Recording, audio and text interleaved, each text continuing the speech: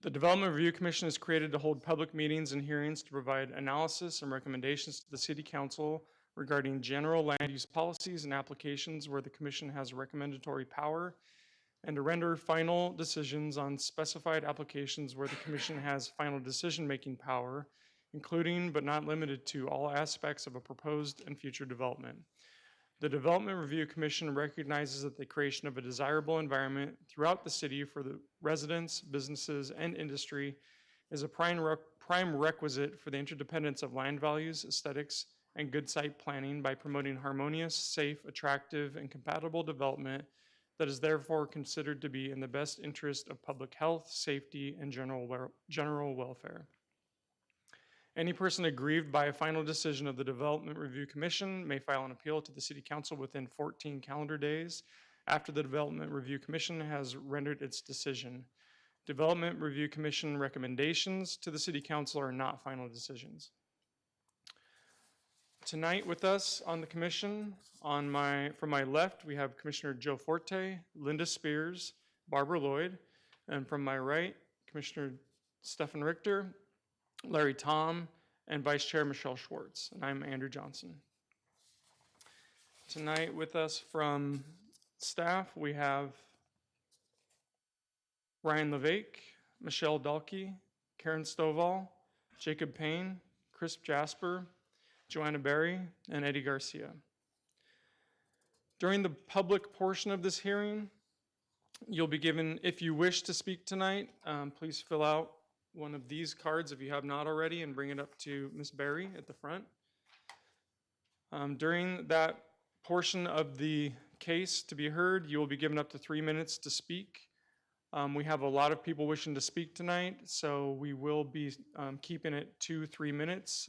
When we hear the buzzer ring, I'll ask you to finish up your thought and allow the next person to come up to speak. And as a note, the WebEx chat box is not monitored or moderated. Tonight, we have established a consent agenda. That means that we will vote on several cases together, and we will have unanimous consent on those items. We've discussed those during our study session. If there's anyone here that wishes to speak on one of these cases, please get my attention as I read it off. Item number 4A, University Lofts. Okay, item number 4B, Electric Bat Arcade Remodel. And then item number 6A is the ADU amendments.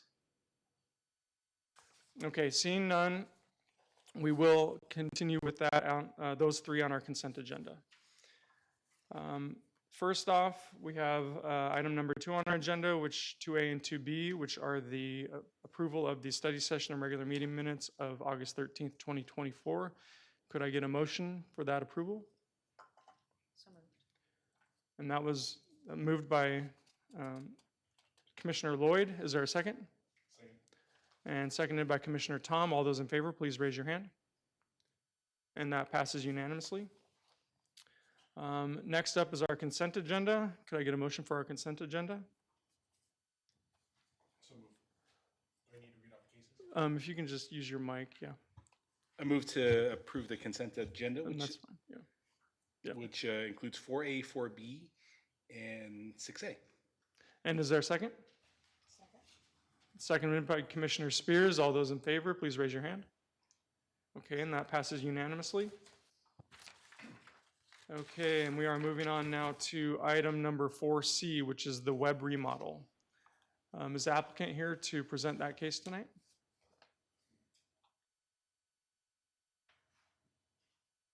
If you can approach and present your case tonight.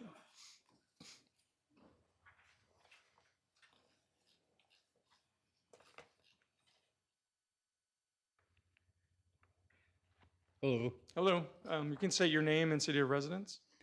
Yeah, my name is Joe Begay. I'm the architectural designer that did the plans for Miss Linda Webb here. She's the owner of that residence.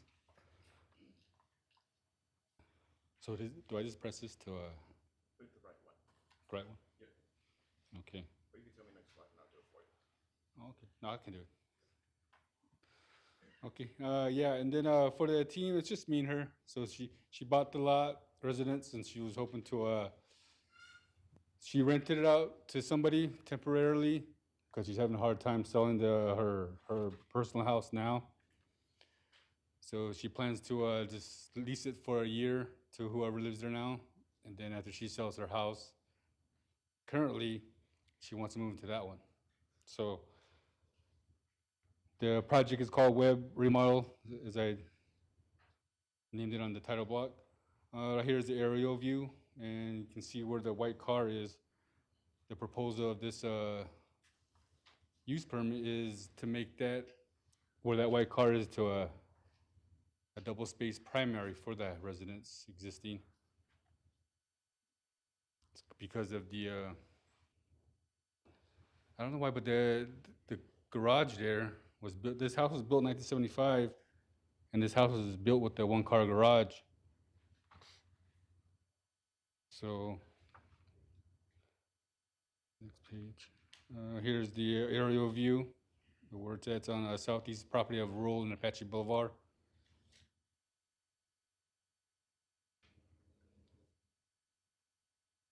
Here's the site plan. So here's the proposed site plan showing the new remodel area of the demo areas. The previous owner did, what she did, or why, the reason why the use permit is being called for is because Linda did not do the, making the garage a livable space. She bought it like that. So somewhere between when it was built in 1975 to when she bought it, that's when it was turned into it from the previous owner. I mean, not only did he do that, he did some covered patio on the west side that passed the setback line, but now Linda has to deal with. So she's gonna demo that so the setback can be met. And this is an R16 zone, and her proposal is to turn this single-family residence to a 4-bedroom single-family residence by making this livable garage area permitted.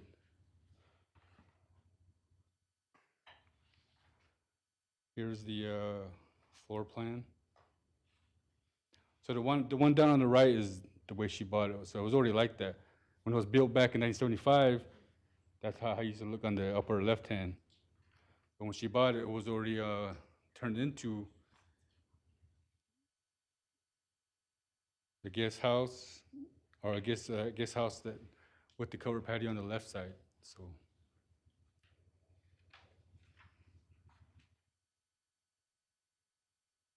here's the elevation. So she plans to turn that front garage door, close it off with the wall, and just give it the same look as it came with the original with T111 sidings, same color and everything to keep the look, and to get rid of that covered patio on the left side, like I said earlier.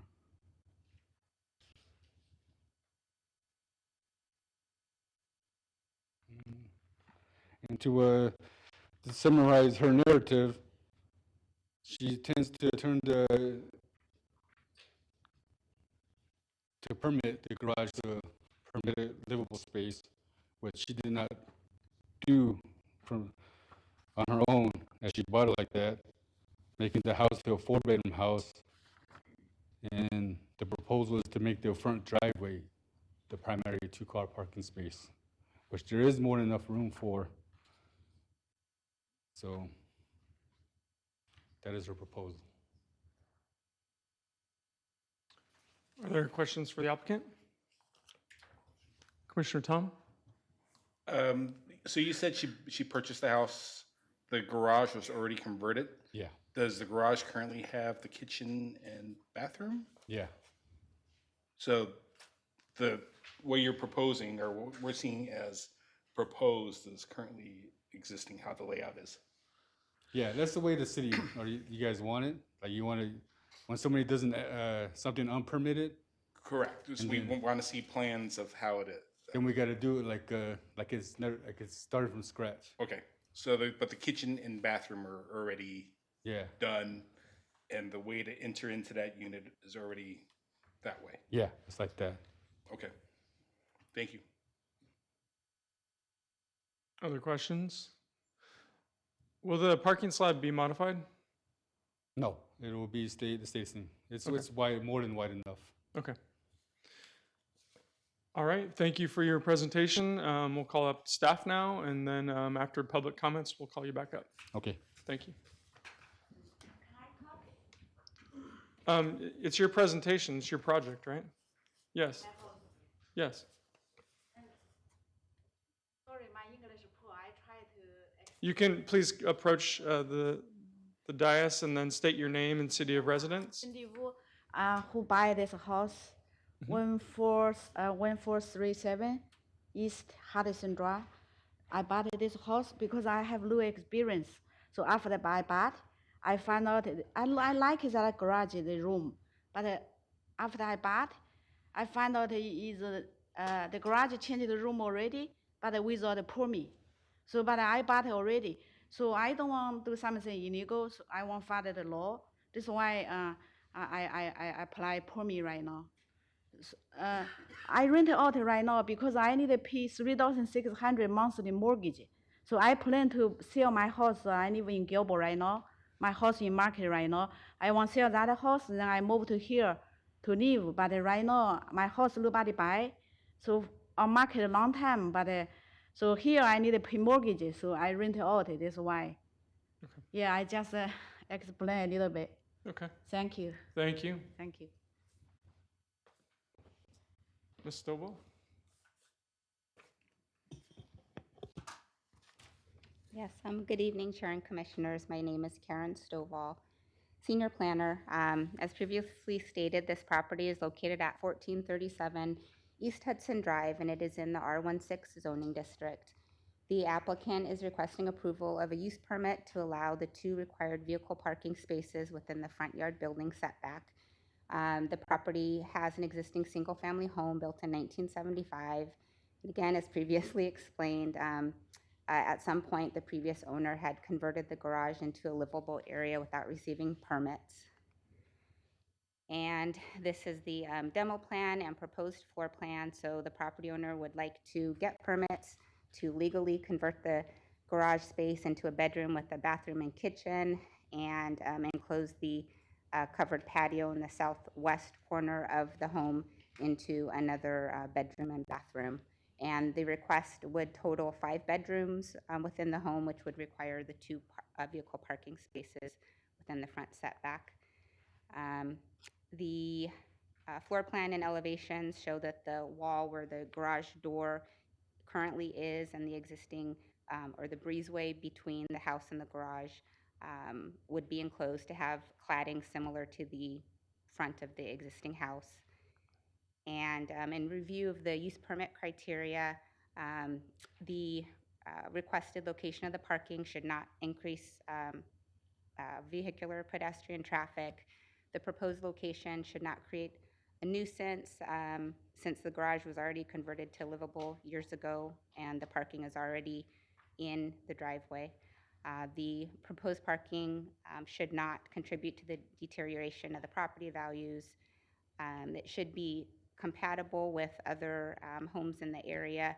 There are actually 2 other homes on the same street on Hudson Drive, one directly east of the site and one 2 lots west of the site that look like they've also had their garages or carports enclosed and converted to livable areas. And it's not anticipated that the proposed parking would be disruptive to the neighborhood. A neighborhood meeting was not required for this application. Staff did receive 1 phone call and an email from an individual with general questions and a concern if the applicant had planned on widening the driveway. The plans do not show that the pavement for the driveway area would be increased in width, and that email was included in the attachments to the staff report. And also, following completion of the staff report, we received a phone call and an email from another individual who is opposed to the request. They expressed concerns about the house being rented to more than 3 unrelated individuals, and also what they felt was a poor maintenance of the landscaping on the property. While the zoning ordinance does have a definition of family that limits it to 3 unrelated persons living together in a dwelling unit, historically, enforcement of that restriction has proven difficult. And regardless, though, the matter before us is the use permit for parking. And the zoning ordinance does not have requirements for landscaping for single-family homes, but individuals can contact the Community Enhancement Division to report any maintenance concerns. We are recommending approval of the request subject to the conditions in the staff report, and the applicant has reviewed those conditions. And I'd be happy to answer any questions. Questions for Ms. Stovall? No? Okay, thank you very much. Okay, now we will open up the public comment period. I have 2 comment cards here. If there is anyone else here that has not filled one of these out, wishes to speak tonight on this case, please fill out one of these and bring it up to Ms. Berry at the front. First up, we have James Felke. And then on deck, we have D. Carpenter. Mr. Felke, if you could approach, state your name and city of residence. Yes, my name is James Belkey. I'm a resident of City of Tempe. I live at 1417 East Hudson Drive. I'm a retired school teacher. I've lived there since 1982. Great. Okay, and I'm opposing it. It's a single family neighborhood. When I moved there, it was almost all owned. I knew almost all the owners in the neighborhood. Most of them have died or passed on, including the Gazowskis that own 1437. I'm one of the few people that actually own a property there. Right now, it's a beautiful house. It was built in the 70s, in the mid 70s. The Gazowskis raised, I think, 2 boys. He was a professor at ASU, and it's not a very big house. I was surprised when I saw it listed as many bedrooms. They only had 1 big bedroom that I knew of, and the garage, it's a single garage right next door to their bedroom. And I guess I never was inside that room. And then he built an art studio in the backyard. And that wasn't too long ago, like maybe 15 years ago. And that was for his art studio. So I don't even know where all these bedrooms came from in the first place. But in the front, there is paid parking, enough to park at least 4 cars right now. And that's off the street. In the street parking, there's another room for 2 to 3 cars. And I know because I live on the street.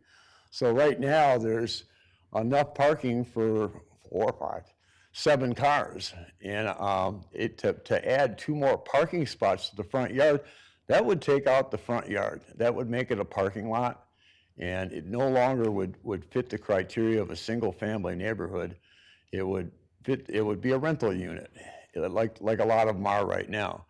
And as far as the person that was before, only 3 people are supposed to be in that are unrelated in any of the occupants or any of the rental units around there, and it's not enforced. It's very difficult to enforce if only 3 people's name are on the lease. But I know for a fact that right behind them is 8 engineering students from ASU. So it's changed. The neighborhood has changed, but it's still single family. And, I plan on living there until I die. So I hate to see it, hate to see the Gazowski's house, have a front yard turned into a parking lot. Thank you. Thank you for your comments. Okay. Next up is D. Carpenter, or Carpentier. If you can come up and state your name and city of residence, appreciate it. Dale Carpentier. I'm a Hudson Manor resident, Tempe. Like the gentleman before, this is a family neighborhood, almost historic. My home was actually built in 1950. I don't understand how this could have been built in 74, but whatever. Um, I'm under the understanding of reading what was going on that they were going to enlarge the parking space in the front. Now, just hearing what's going on from the contractor here, that they're not going to enlarge, but they are merely going to redo an existing issue, which, again, I don't quite understand. If you buy a home and there is unapproved additions and whatnot, how does that sale even go through? That's just a whole nother question, but anyway. Yes, keeping it family orientated, homeowners, not renters. If there is going to be an approval on there, I'd like to put into there that the woman who apparently owns the home, that she is back in there after the approval of the addition and whatnot, that she moved back in there, that it is not a rental. That's what I would like to see. All right? Thank you. Thank you very much. All right, I'd like to invite the applicant up to respond to any of the comments that you've heard that you'd like to respond to. If you would like to respond.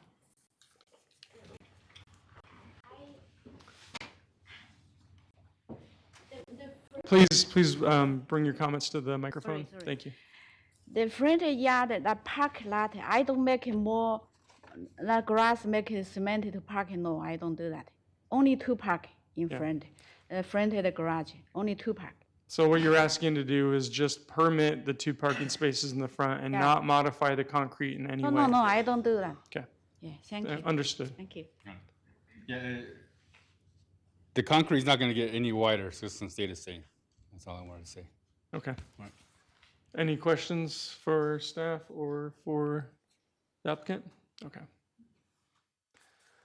All right, with that, we will close the public comment period, and now it is time for commissioner discussion or a motion.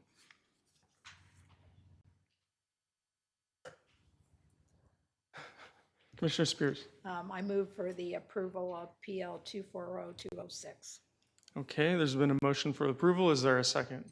I'll second. Seconded by Commissioner Tom. All those in favor, please raise your hand.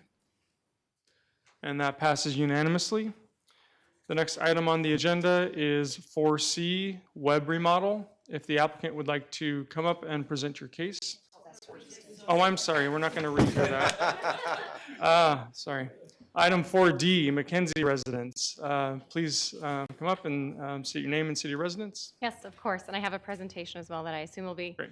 up on the screen here shortly, but for the record, my name is Lauren Proper Potter. I work with Huell Mantle and Affiliates. My address is P.O. Box 1833, Tempe, Arizona 85280, and I'm here tonight for the Mackenzie residents, not to do a repeat of the last case, although love the outcome, so hoping that we have the same here this evening. But I'm here tonight on behalf of the Mackenzie family, and we're requesting a use permit here which allows the addition of a rooftop patio to an existing structure on their property. It's built, it's permitted, it went through all the process, and the proposal here is to add an additional 2 feet of railing on top of that existing structure. The code treats that as a second-story addition, and so that's the nature of the request here before you this evening. A little bit of context for the site. It's weird going before staff now. So anyways, the site is located right off of the Loop 101 and the Warner Road exit here. This is a closer up view of the property. I've drawn a circle around the structure in question so you can see what it is that we're talking about and how it relates to the rest of the property. So as you can see, it's located at the rear of the property, and it's almost in the center of the backyard as well. It far exceeds the setback requirements, so we're not here asking for a variance tonight. This is just the use permit request before you. That structure is conforming as it exists today. And here's an image here. It kind of looks like it's from a video game, but this is a Google 3D rendering here just to give you a sense of the neighborhood. It's a really well-established neighborhood. A lot of these properties have been here for decades, and as a result, you can see a lot of this really mature landscaping here, and so that's kind of one of the benefits of this area. They also have a very cool bridle path that runs along the rear of these properties here. So this image is the Mackenzie residence. You can see it's a single family home. It's ranch style, so it fits with the Circle G Ranch subdivision. The Mackenzies have done a number of upgrades to their property in the last few years. And to give you a sense of the structure that we're talking about here, it might be a little hard to see from this image. On the left-hand side is the Mackenzie's driveway. If you look in the center of that image, right above the RV gates, that's the structure we're talking about right now. That's the existing garage and carport structure that the Mackenzies would like to add 2 feet of railing on top of to have a rooftop patio. The image on the right is the image from the neighbor's driveway directly adjacent to them. As you can see, that structure is obscured by all of that mature landscaping. So just a very brief history of some of the renovations that the Mackenzies have done to their residence. In 2021, the HOA approved that garage and carport remodel. And here's the plan that was approved, and here's what it looks like. As you can see, the architectural styling is consistent. On the left is the existing garage, and they added another garage and carport onto that. So they've drawn on similar materials. You can kind of see that brick base. They have white stucco on top and some of beams that are kind of a callback to the agrarian nature of the original subdivision, although it's certainly evolved over time. It's not just ranches anymore. It's a pretty eclectic group of architecturally designed custom houses. And in 2023, the HOA approved some front courtyard fencing and new gates, as well as a pedestrian gate to the property. And here are some images of that. You can see it's a copper-toned weather steel gate. And so here's that RV gate with the pedestrian gate and then the fencing at the front of their property. That railing that you see in this image at the front of the property is exactly the railing that they're proposing to add on top of that existing garage and carport at the rear of the property. So it's the same style, it's exactly the same, 2 feet tall. We're very happy to be here tonight with a lot of support from the neighborhood. I know you guys tend to hear a lot of the negative. It's always harder to get people to show up at these hearings during dinner time and support, but we have provided 2 separate petitions that you should have in your packets. I think it's important to note that the majority of the support for the Mackenzies comes from their immediate neighbors. If you look at the map here, almost every neighbor on their street is in support, and they've put their name to those signatures or to those petitions. We also have 2 neighbors who did take time out of their evenings to show up tonight and speak in support as well. Just want to say thank you to them in advance. We are here for a use permit request. There's a 5-part legal test that we need to satisfy in order to meet that. Because of the nature of this request, we actually have 3 additional requirements. I'm going to breeze through these quickly. I think you guys have a pretty long agenda tonight, so I'm going to be a little quick, but if you have any questions or you want me to go back, I'm happy to go into greater detail on any of these items. So the first part of the test is that there won't be any significant increase in vehicular or pedestrian traffic. This is a private patio designed for the Mackenzies. It's their single-family residence. They live there. This is their home.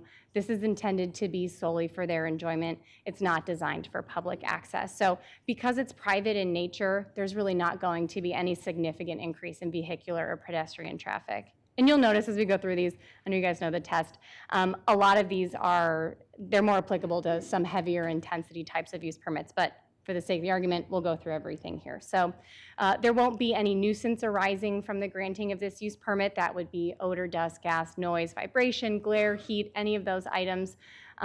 Exceeding ambient conditions, again, we're just asking to add 2 feet of railing onto an existing structure that would make it a rooftop patio. That's not going to generate odor, gas, dust, et cetera, those types of nuisance items. Additionally, I think it's worth noting many of the other residences in this neighborhood are either 2-story houses. Some of those have balconies. There are also other single-story structures that have rooftop patios on top. Your zoning code calls them observation decks, but I think generally people just use them as an additional patio space. So many other residents in the area enjoy the exact type of structure that we're here requesting a use permit for this evening, and they all exist without generating these nuisances, and the Mackenzie structure would function the same way as those. The request won't contribute to the deterioration of the neighborhood or the downgrading of property values, and also that it's consistent with the city's general plan, policy, and et cetera. adding, again, just this railing to create this rooftop patio, it's not going to contribute to neighborhood decline. As I stated, many other people in the neighborhood already have these structures. The neighborhood is lucky, frankly. They've experienced a significant increase in their property values. You can tell it's a well-maintained neighborhood. It's certainly not deteriorating, and the addition of this rooftop patio isn't going to contribute to the deterioration of the neighborhood or the downgrading of their property values. Additionally, the proposal to add this railing and create this rooftop patio, it is not in conflict with any of the city's goals or adopted plans. It's just that we need a use permit, and that is a zoning code requirement, and that's why we're here this evening. The proposed patio is compatible with the existing surrounding structures and uses. It's a single-family neighborhood. This is a single-family residence. It's going to remain a single-family residence with the addition of this rooftop patio. Consistent with the surrounding structures. Again, the structure that this is proposed to go on top of, it's gone through HOA approval, city permitting. It's an existing structure that is designed to be compatible with the main residence. It draws on those same colors and materials, as does the railing that's proposed. It's exactly the same railing that already exists at the front of the property.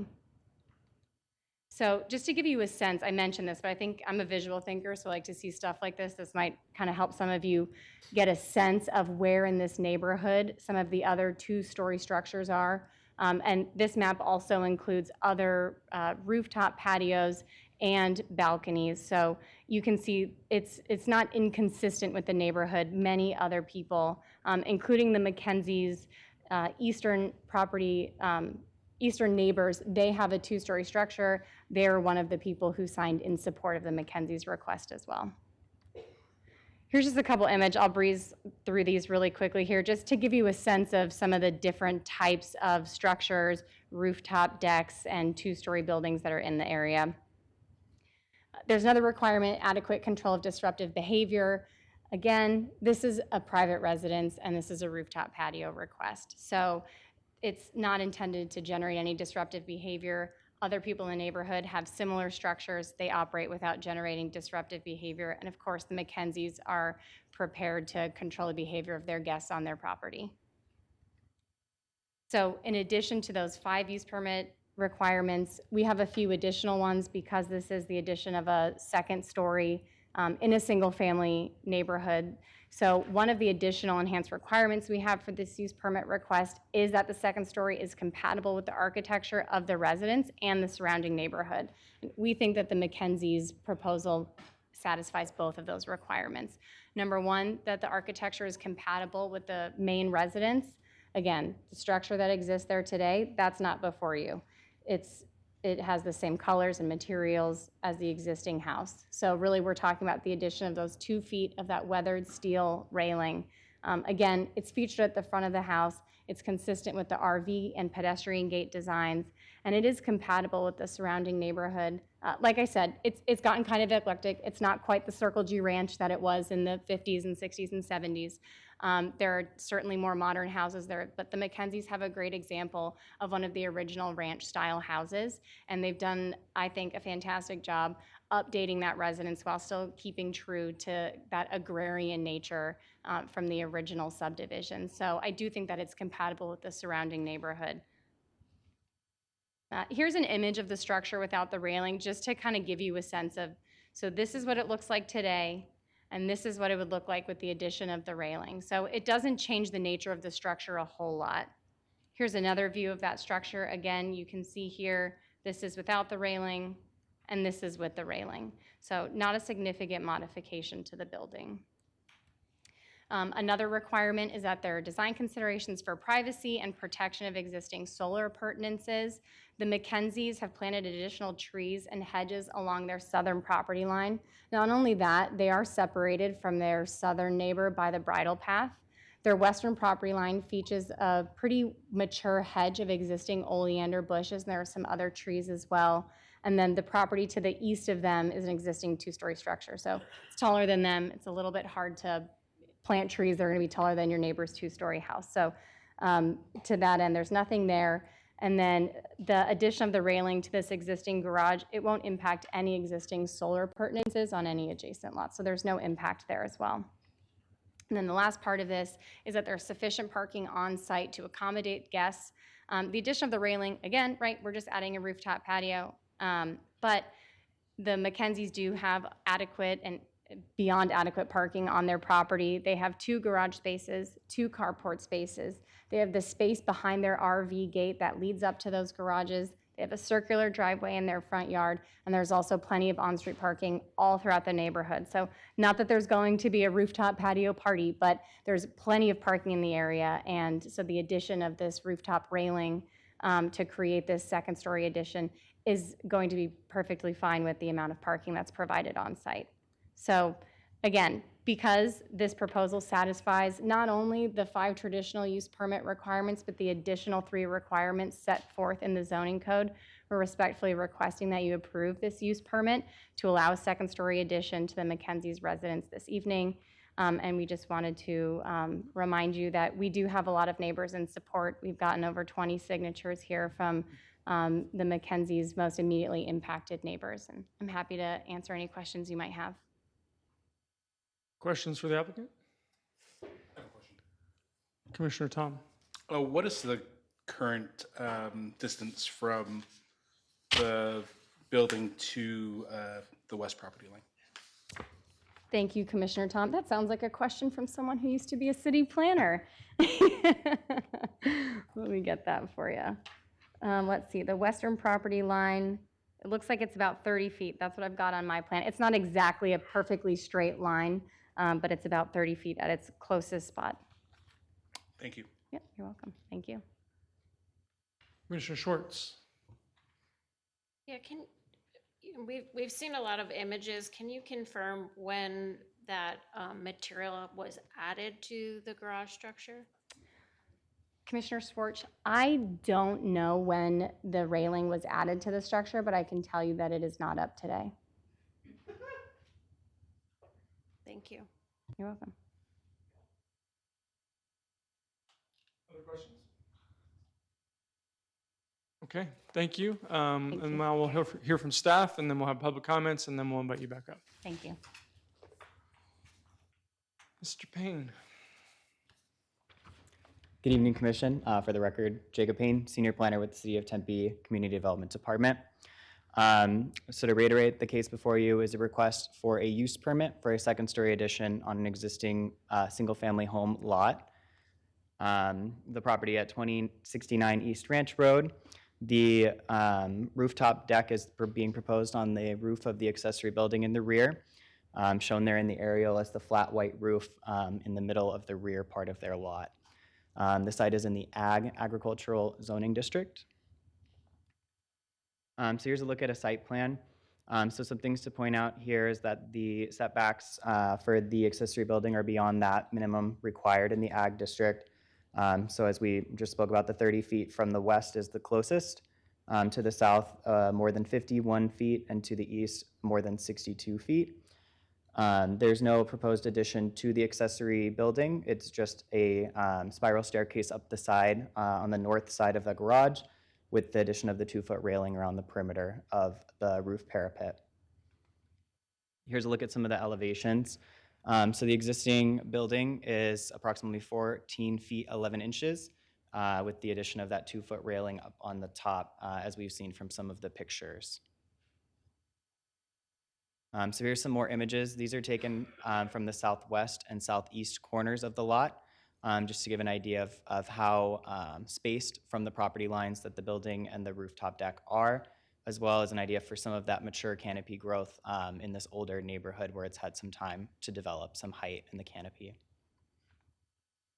Here's some more photos of the garage building from some angles we've seen before in the last presentation, but this one on the left side is the western elevation. And the one on the right side is looking to the southwest, showing where the access to the rooftop deck is. This is the spiral staircase on the corner of the accessory building that faces the main residence.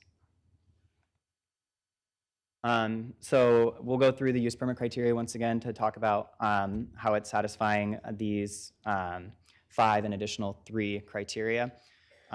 So for a single-family residence user, there's not an expected increase in vehicular pedestrian traffic as it's intended to be used by the owners of the home. The nuisance rising will not be anticipated to be beyond any level of ambient for the neighborhood. Additionally, the contribution of deterioration of the neighborhood is not anticipated through this improvement of their property, and it's it's not in conflict with any goals or objectives set in the city policy plans or zoning code. As you know, it just needs this use permit process to be compliant. Compatibility with surrounding structures and uses. There are other two-story homes in the neighborhood, as well as other properties in the Circle G Ranches 4 that have been granted use permits for second stories. And I'll give a slide that looks similar to the map that you've seen depicting that based on research that staff has done. So there are other two-story homes, other patios and decks in the neighborhood. So it's compatible from that aspect, but as well as architecturally compatible with the ranch style of the home and of the wider neighborhood.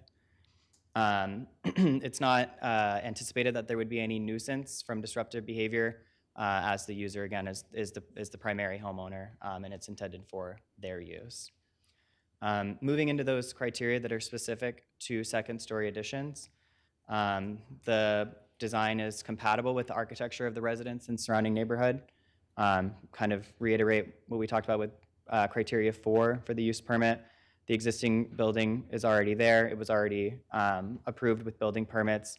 It generally matches the architecture of the home as well as the wider neighborhood as a whole.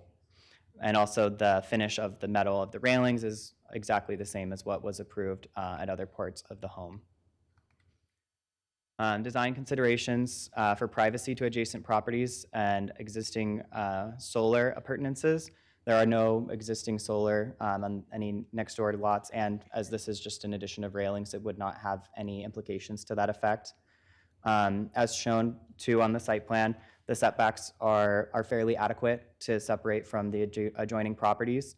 So again, that was 30 feet at the lowest on the west side, 51 feet to the rear, and 62 from the east.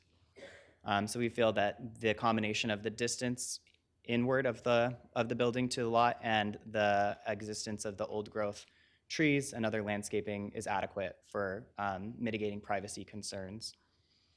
There is sufficient parking on site. This home is only required 2 parking spaces based on the number of bedrooms.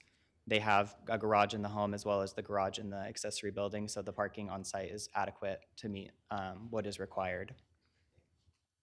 So here's that graphic that's showing the location of homes within the Circle G Ranches neighborhood that have second stories. And of these, 3 of them actually did go through a use permit process to have that addition constructed. There's no neighborhood meeting required for a use permit, and as of about 2 p.m. today, I had received 4 phone calls and emails from 4 individuals within the neighborhood voicing concerns about privacy, as well as concerns about what work had or hadn't been permitted, just to understand the history of what had gone on, as well as the list petition that you received of signatures of residents in support. When I counted last, I got a total of 24 on those 2 sheets combined. So today staff's recommending approval, subject to the conditions in the report. There are no unique conditions being proposed at this time.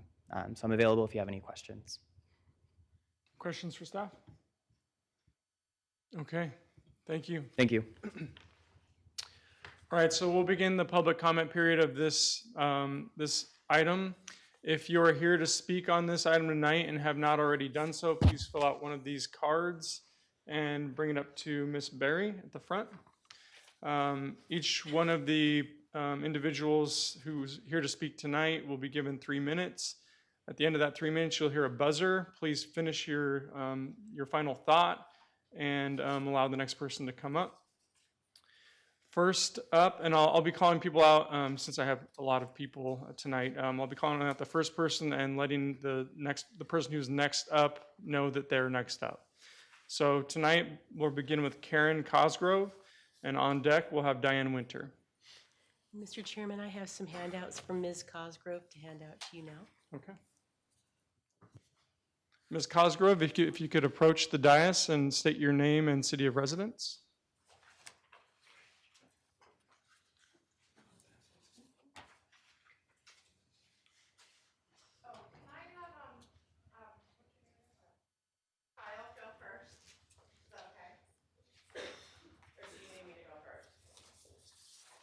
Let me see if I have one for Kyle. Does Kyle filled out one of these items? One of these? Oh, Kyle. Kyle Wylog? Okay, Kyle, please state your name as you say it and not as I say it, and city of residence, and then up on deck we'll have Karen Cosgrove. Thank you. Kyle Wyloge. Wyloge, thank you. Yes, city residence, Tempe. I am adjacent to the Mackenzies. I'm the current HOA president.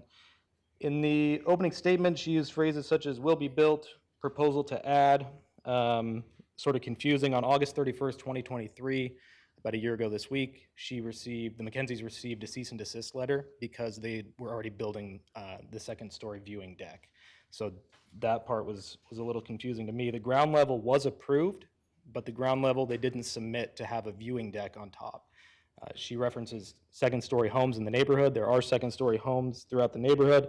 There is not a single detached carport with 1,000 square foot viewing deck.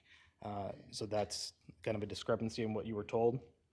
In the staff report, states that the property owner is responsible to ensure compliance with any applicable homeowners association rules. They have received multiple cease and desist letters and demand letters from the association's attorney because they have not complied with the CC&Rs, specifically with regards to the architectural committee. They talk about no expected contribution of deterioration of neighborhood property values. You'll hear from some of the other neighbors, but there are several neighbors who have master bedroom windows that you can see the Mackenzies when they're on top of the viewing deck, and the Mackenzies can see into the master bedroom window. I think if any of us were buying a property and they saw that, you would likely be deterred from wanting to move forward with that sort of purchase. Intended use for a single family residence, no nuisance anticipated, adequate control of behavior for both inside and outside. It's 1,000 square foot viewing deck. They say that it's for their private use. Again, no other property in the neighborhood has 1,000 square foot viewing deck looking into a neighbor's bedroom window and pool area. And back up a little bit, I've been in real estate since 2006. I own a brokerage in the Southeast Valley. I understand that the commission, your job is to enforce city guidelines and regulations. You're not here to enforce the HOA or the ACC. That's our job. I'm just here to inform you that this structure was built a year ago. They built the viewing deck, the staircase is still up. She submitted pictures of what it would look like. That's because it has looked like that for the past year. They recently took those railing down, laid them flat, and I think once they get approval tonight, they're gonna put them back up. They're still not compliant with the HOA. Again, I know that's not your job, just informing. Let's see. I have photos. I sent them to Mr. Payne. I don't know if they'd be put up. This is ground level in the Mackenzies' backyard. You can see the neighbor's home, and then you can see the railing up here. So for them to say that they're not going to be impeding on anybody's privacy, if standing on the ground level, if you can see up, they can Finish up your see final down. comment. This is from the street front yard, my view, again, directly across, and you can see the picture that they showed was from behind a tree previously. This is from the driveway. Okay, thank you for your comments tonight. We appreciate it. Next up is Karen Cosgrove with Diane Winter on deck. Please state your name again, and in case I messed it up, and Hi. city of residence. My name's Karen Cosgrove. I live at 2060 East Levine Lane in Tempe, Arizona. We purchased our property there in 2002, moved in 2004. I became widowed shortly after that time. I've been raising 2 girls there. So privacy has really been an issue for me. I am located directly behind the Mackenzies' house. Number one, I was never even notified about the first structure going up and being erected in my view. Years ago when they put it up, I think it was a couple years ago, nobody even talked to me, nothing. That was a shock. And then I find out that the reason we weren't is because it was supposed to be used for a storage facility and a 2-car garage, but yet I don't believe that's what it's being used for now. I also was contacted by the Mackenzies to tell me that they were having a wedding for their daughter and if I could please, be aware of the noise that the wedding might be having. I said, of course, I'll do whatever I can. And I said, when you're done with your wedding, can I talk to you about your structure? I'd like to know what's going on with that, because the railing had gone up too. The railing has been up for quite a while without a permit. I finally went over and sat and met with the Mackenzies at their home. I took time out of my day to go over there and meet with them. I was lied to in my face. They told me the only reason that they set that upstairs for is because they enjoy watching the stars and they want to be able to go up there at night and stargaze. I have a telescope in my backyard and I don't need to do that from my roof. They tried to tell me that the people on the other side have a deck overlooking their house.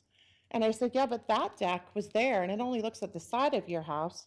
It doesn't look at the entire backyard of your home. It doesn't look into your family room, your master bedroom, your pool. We no longer can use our backyard. I have not swam this year.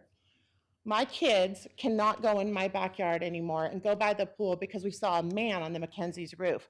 I wish I had your presentation actually, so I could counter what all you've said in there. You must be paying. Ma'am, if you could, a you lot. could speak to the commission, that would be I appropriate. am appalled at the fact that we're even here. My daughter was going to have her 21st birthday in my backyard and she canceled it because she's so afraid somebody's going to be walking on the roof.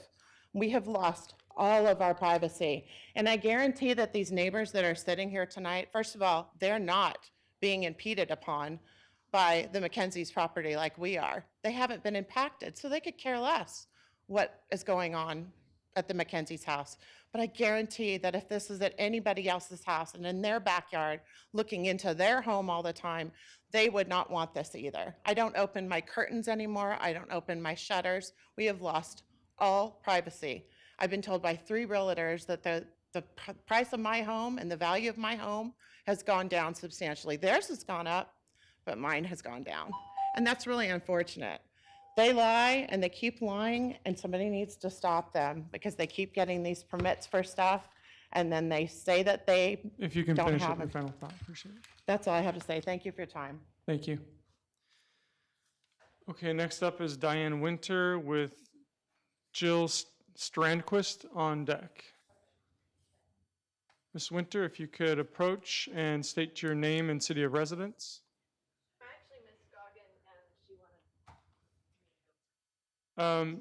Miss Winter is up. I need to go in the order. We have a lot of people this evening, so I need to go in the order that I call them. Thank you. If you could state your name and city of residence, please. Sure. Diane Winter. I live in Tempe, Arizona, in Circle G Ranches. In the past, I have been a board member. I'm currently one right now. I've served on the Architectural Control Committee and as the board secretary. I want to comment on the structure that this is all about. It has never been approved, has really not been submitted, and yet it was built. And the things that are in it were never approved, yet they put the money into them and the time and the effort, and they expect it to stay. But the Architectural Control Committee has never given them any reason to think that. What we were hearing before from the homeowner is very true. That structure is way above the fence. It looks directly down into their home. I've been in there, I've looked.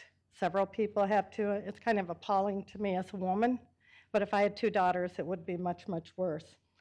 The plan to study with a telescope and telling that stuff, well, you can imagine how you'd feel if you knew they had a telescope and you lived where they're looking at it. They have no privacy, and yet they've done all of this without approval from the Architectural Control Committee. We work as a system in our neighborhood in which we have the Architectural Control Committee so that people's property values and fairness is assessed to everybody. But they didn't do it, they just moved on. Despite they've had no HOA approval, originally it was supposed to be a storage building, not a guest house with an entertaining thing above it. So it hasn't been approved, it hasn't been accepted, and yet they're using it and they're complaining that the neighbor doesn't want their privacy removed. I think that if you looked at this from your I've worked for the city of Phoenix. I understand how hard your job is. But if you were to think about, if you were the person who had the house, who had the husband who died, who had the children to take care of, and then somebody puts up a structure so they can look directly into your property, and they can see what you're doing at any time, so you have to keep your curtains shut, and your girls don't feel comfortable anymore. Look at the pictures that we have to provide you. That building is right on the fence and above it. So there's nothing to stop it. They've done no screening, and there's no screening because people have their own yards. So there is nothing to stop these people and whoever they let up on this structure from seeing into the private lives of your citizens. So I hope that you'll consider this very seriously and look at the pictures if you want to ask for more so that you can get the full effect of it. I frankly walked over there myself today, and it made me feel very uncomfortable. But thank you for your time. We really appreciate it. Thank you for your comments. Next up is Jill Strandquist with Amanda Sprouse on deck.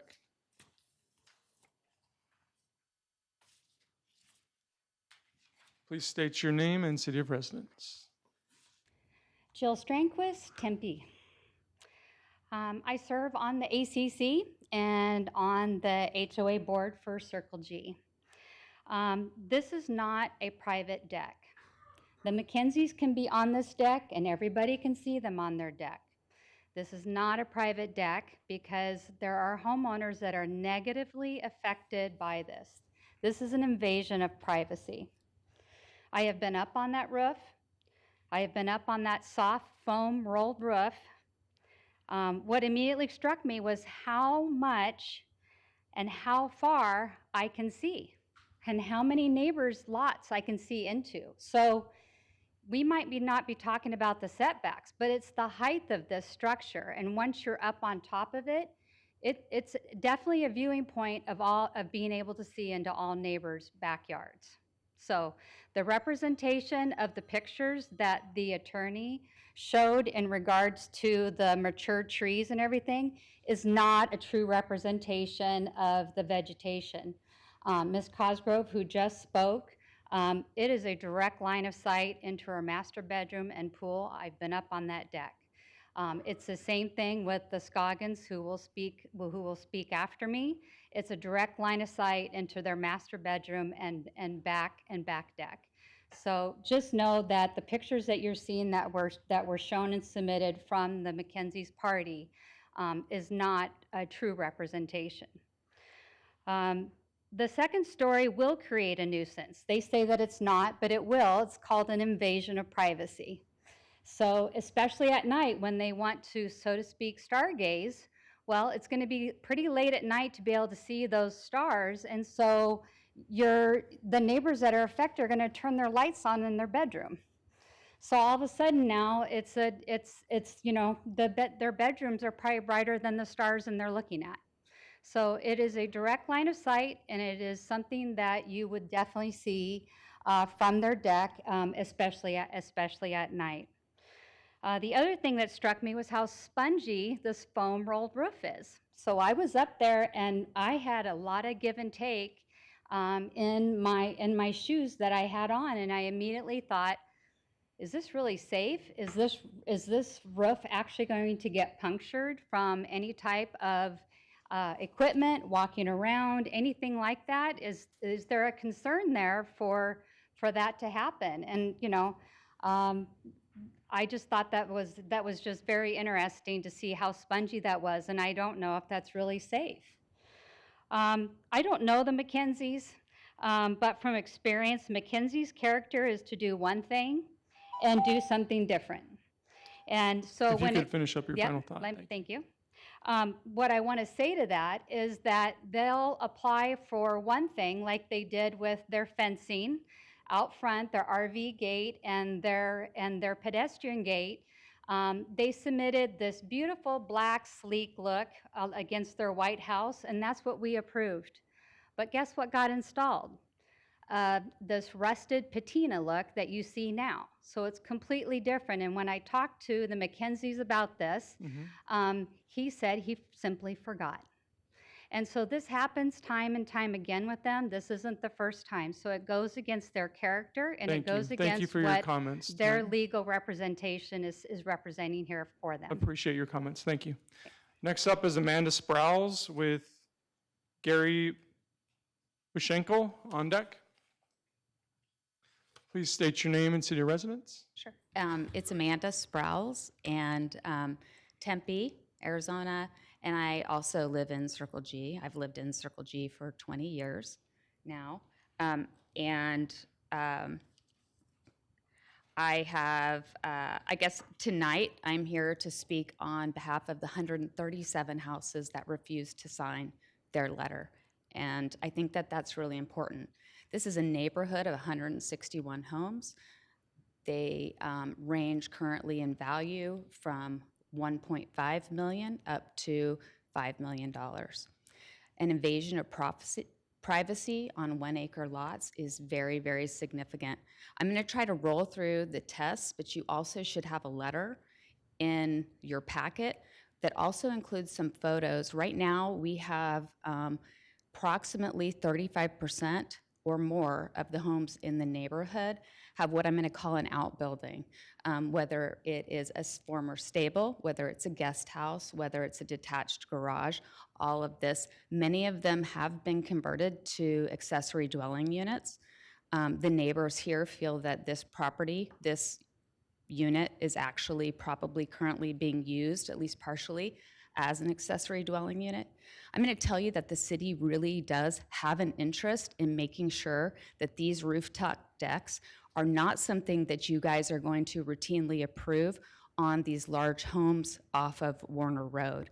I can tell you that Warner Estates, Buena Vista Ranches, and all the other large properties down in our area will absolutely become angry and freak out if they realize that these accessory dwelling units or any other outbuildings are being approved by the commission, and then a year, 2 years later, that the homeowners can be putting viewing decks up to invade the privacy of their neighbors, knowingly invading the privacy of their neighbors.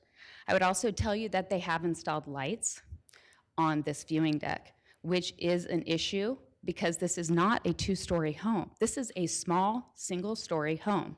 It does not have a high roof line.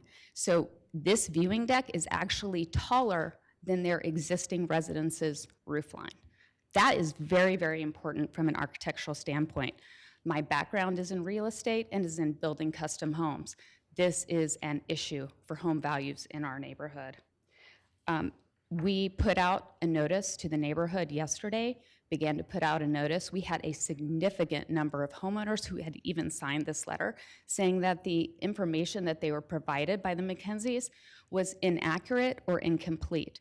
At no time did they tell people that this viewing deck would be a minimum of 500 square feet to 1,000 square feet. They told people it would just be a small balcony addition on their two-story home. They also, and I think this is important, Please finish up your final thoughts. They also told the homeowners that the second story use had already been approved by the city, which we know is not true. Thank you. Thank you. Next up is Gary Bushenkel, and on deck would be Greg Autry.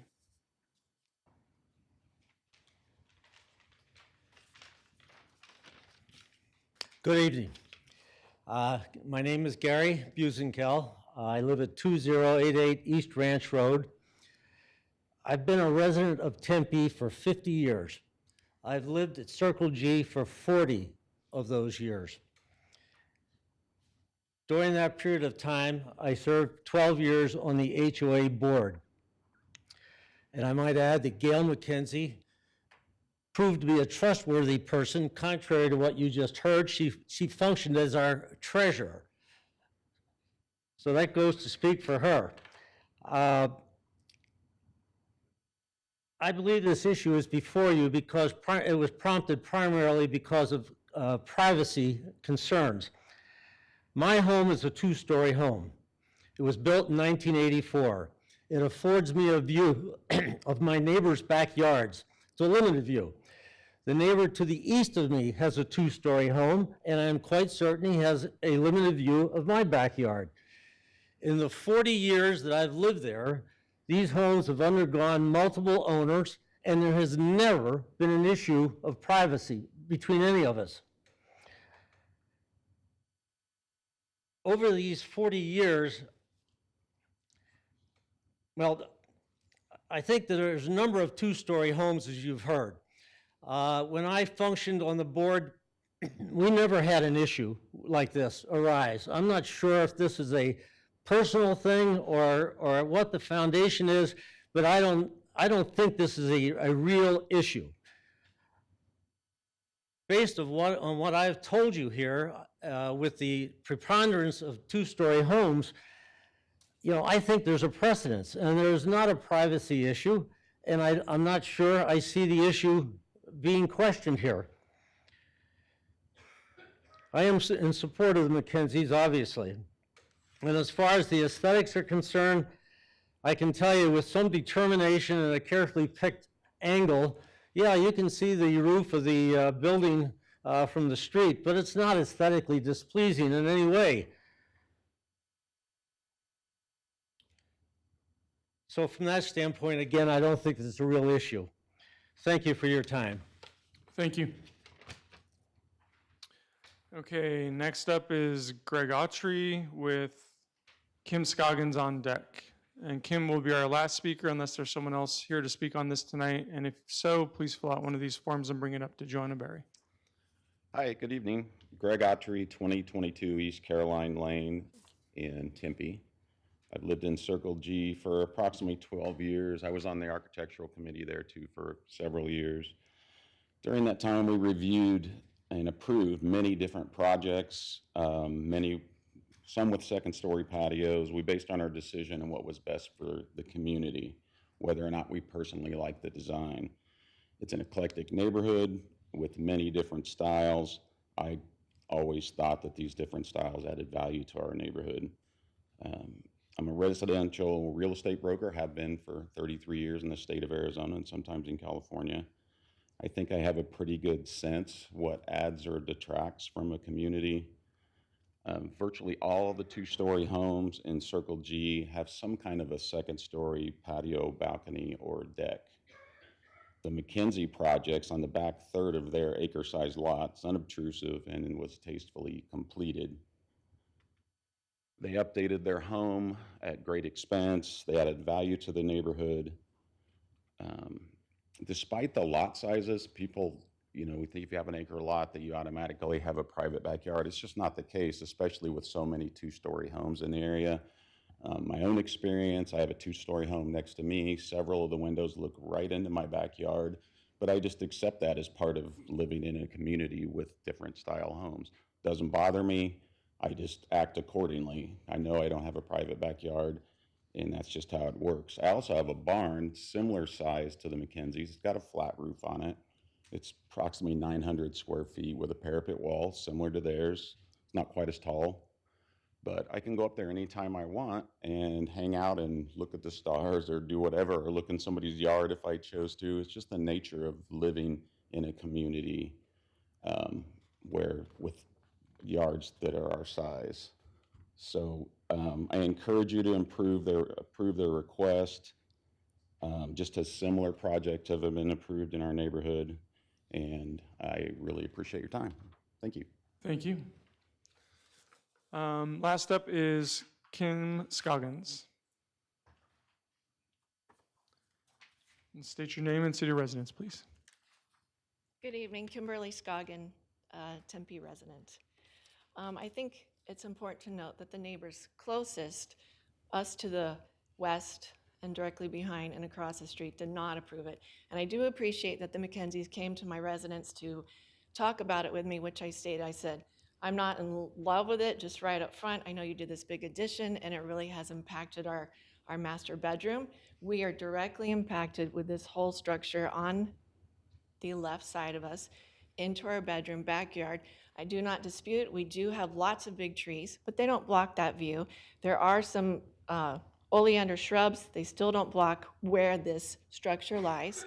I did send pictures. I can see the whole deck from my bedroom laying on my bed. They said, come look on my deck. And I said, no, I know you can see me in my bed if you were up there. It's just very uncomfortable.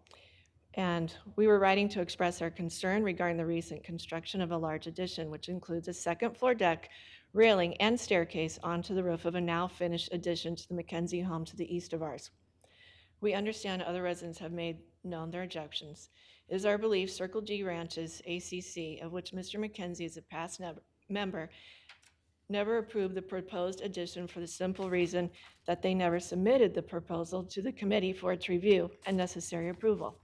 It is our further understanding that the City of Tempe never reviewed the proposal, nor did it approve the construction and issue required permits for the same reason. The Mackenzies and their contractor did not submit any plans for this deck for review and approval. The new structure is very large, directly overlooks our backyard into several windows, back glass French doors to our master bedroom. It does encroach on our privacy as we can see most of the roof and railing from the second story. We had privacy in our bedroom and backyard before, as they could not see into it from the second story, but with the new structure, this has changed. We have 3 transom windows placed high along the wall. They are not windows that you put curtains or shades on. Since the big addition, there are very bright lights on frequently in the carport area. More noise from the living quarters on that side of the structure, underneath the second story. Activity, smoking, and noise on this side of our house that borders on the side of the new structure. My husband is a busy surgeon who goes to bed early to meet the demands of his schedule and needs to be rested to provide the best care to his patients. With the addition of this rooftop patio, there are significant privacy concerns as there is now a bird's eye view into our bedroom, backyard, patio areas. Prior to this addition, it was more secluded and private where we could relax and not feel exposed. Now with the elevated vantage point of the new structure, it allows for a clear and direct view into all of our areas.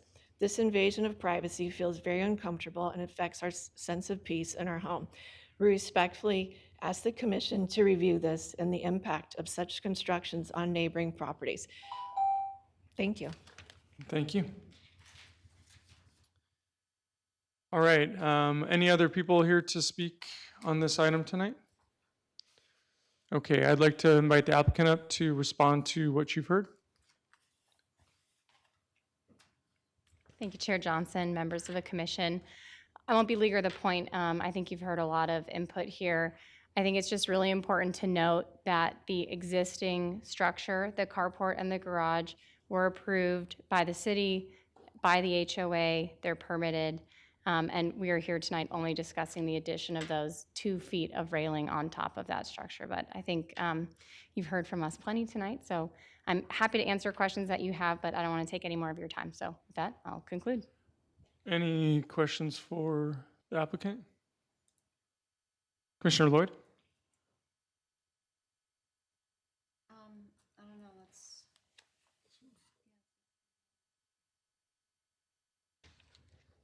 All right, thank you. So if we were to approve this tonight, you're still dealing with an association and an architectural committee that doesn't approve. What happens? How does that play out? Thanks, Commissioner Lloyd. So I didn't bring my crystal ball tonight, but in theory, an approval by the city is a completely separate process from the approval by the HOA. So I know you've heard a lot about that tonight. It's not relevant to the request before you. However, it's obviously a requirement that ultimately the Mackenzies obtain approval from the HOA or they have a private right of action against them, but it is not the request before you this evening.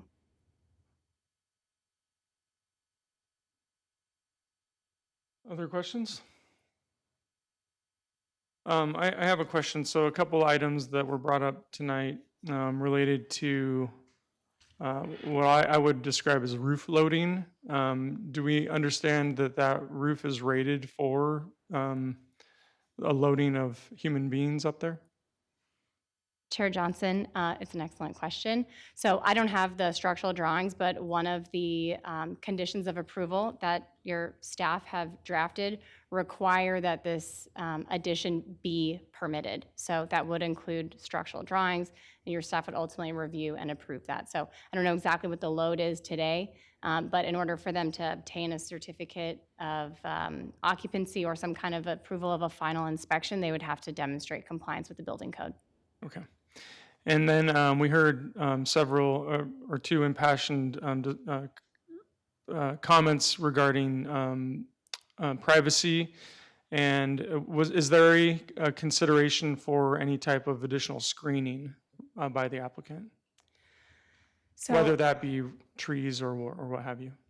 I'm certain that the Mackenzies are open to providing some additional screening. They have planted trees and hedges to provide that. Those take time to grow, so they aren't fully mature today. So they've currently planted Correct. hedges? Okay. Yes, there are some hedges. Those are planted along the southern property line.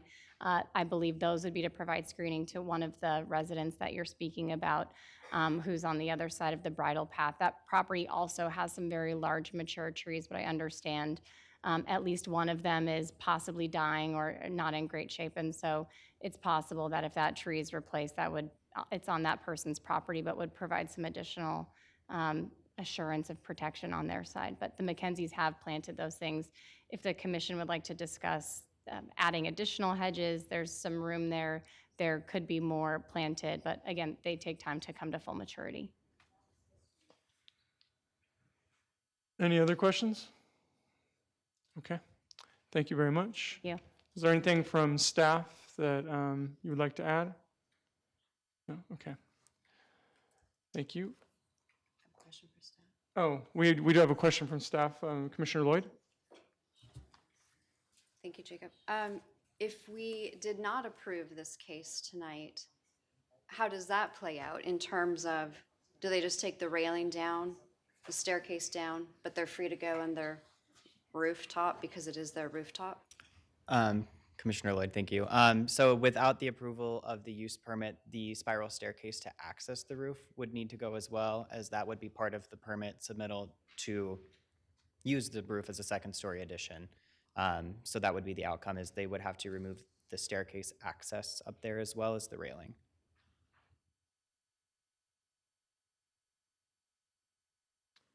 Any other questions for staff?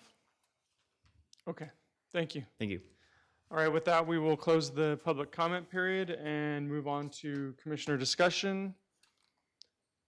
Thoughts? Motions? Commissioner Spears. What we're voting on tonight is a use permit to allow the fence effectively. It's a second story, but it's a fence. It sounds like the issues are really neighborhood issues, arguments, whatever, and unfortunately, that's not really our purview to deal with. So what we have in front of us is a use permit that seems to meet the qualifications. So with that, I'll move for approval of PL 240224. And before there's a second, is there any other discussion?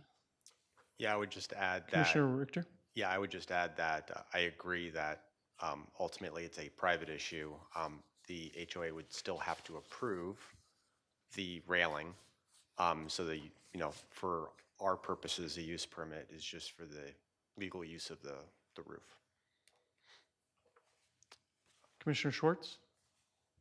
Yeah, I agree. It's a private issue. I think my concern is the challenging of, facts that were presented today, and we're often seeing cases that asking for forgiveness, and in this case, the homeowner was repeatedly told that they needed both permits and approvals and neglected to do so. So in that case, I'm not in support of this project today. Other comments? So being a homeowner who has a 3-story building next to me, I can see this from both sides. I do feel like this is very much falls into that neighborhood dispute category, rather than what we're really looking at. Many times when we have the ability to go through the design process with staff appropriately, there's mitigation that can be discussed regarding some type of screening or relocation of windows, things of that nature, if there is a second story involved. That did not happen in this case. And it is another one of those moments where we are being asked for forgiveness rather than the city asked for permission to do this kind of thing. With that, I believe that there's multiple properties within the community that do have second floors. They do have balconies and other things of that nature, and we've heard that from neighbors and their experiences with that as well. So we've heard from both angles on this one tonight. With that, those are my comments. I'd entertain a second. Commissioner Tom? I also agree that this site meets the use permit criteria. So we have our criteria that we have to meet for approval of the use permit, and I believe that this applicant and the proposal does meet those criteria. That's the reason I will second the motion. Okay. Motion has been moved by Commissioner Spears and seconded by Commissioner Tom. All those in favor, please raise your hand. And Commissioner Spears, Lloyd, Johnson, Tom, and Richter are in favor, and those opposed? Commissioner Schwartz and Commissioner Forte are opposed. So that motion passes 5-2. All right, next up is item number 5A, Cabana Kyrene.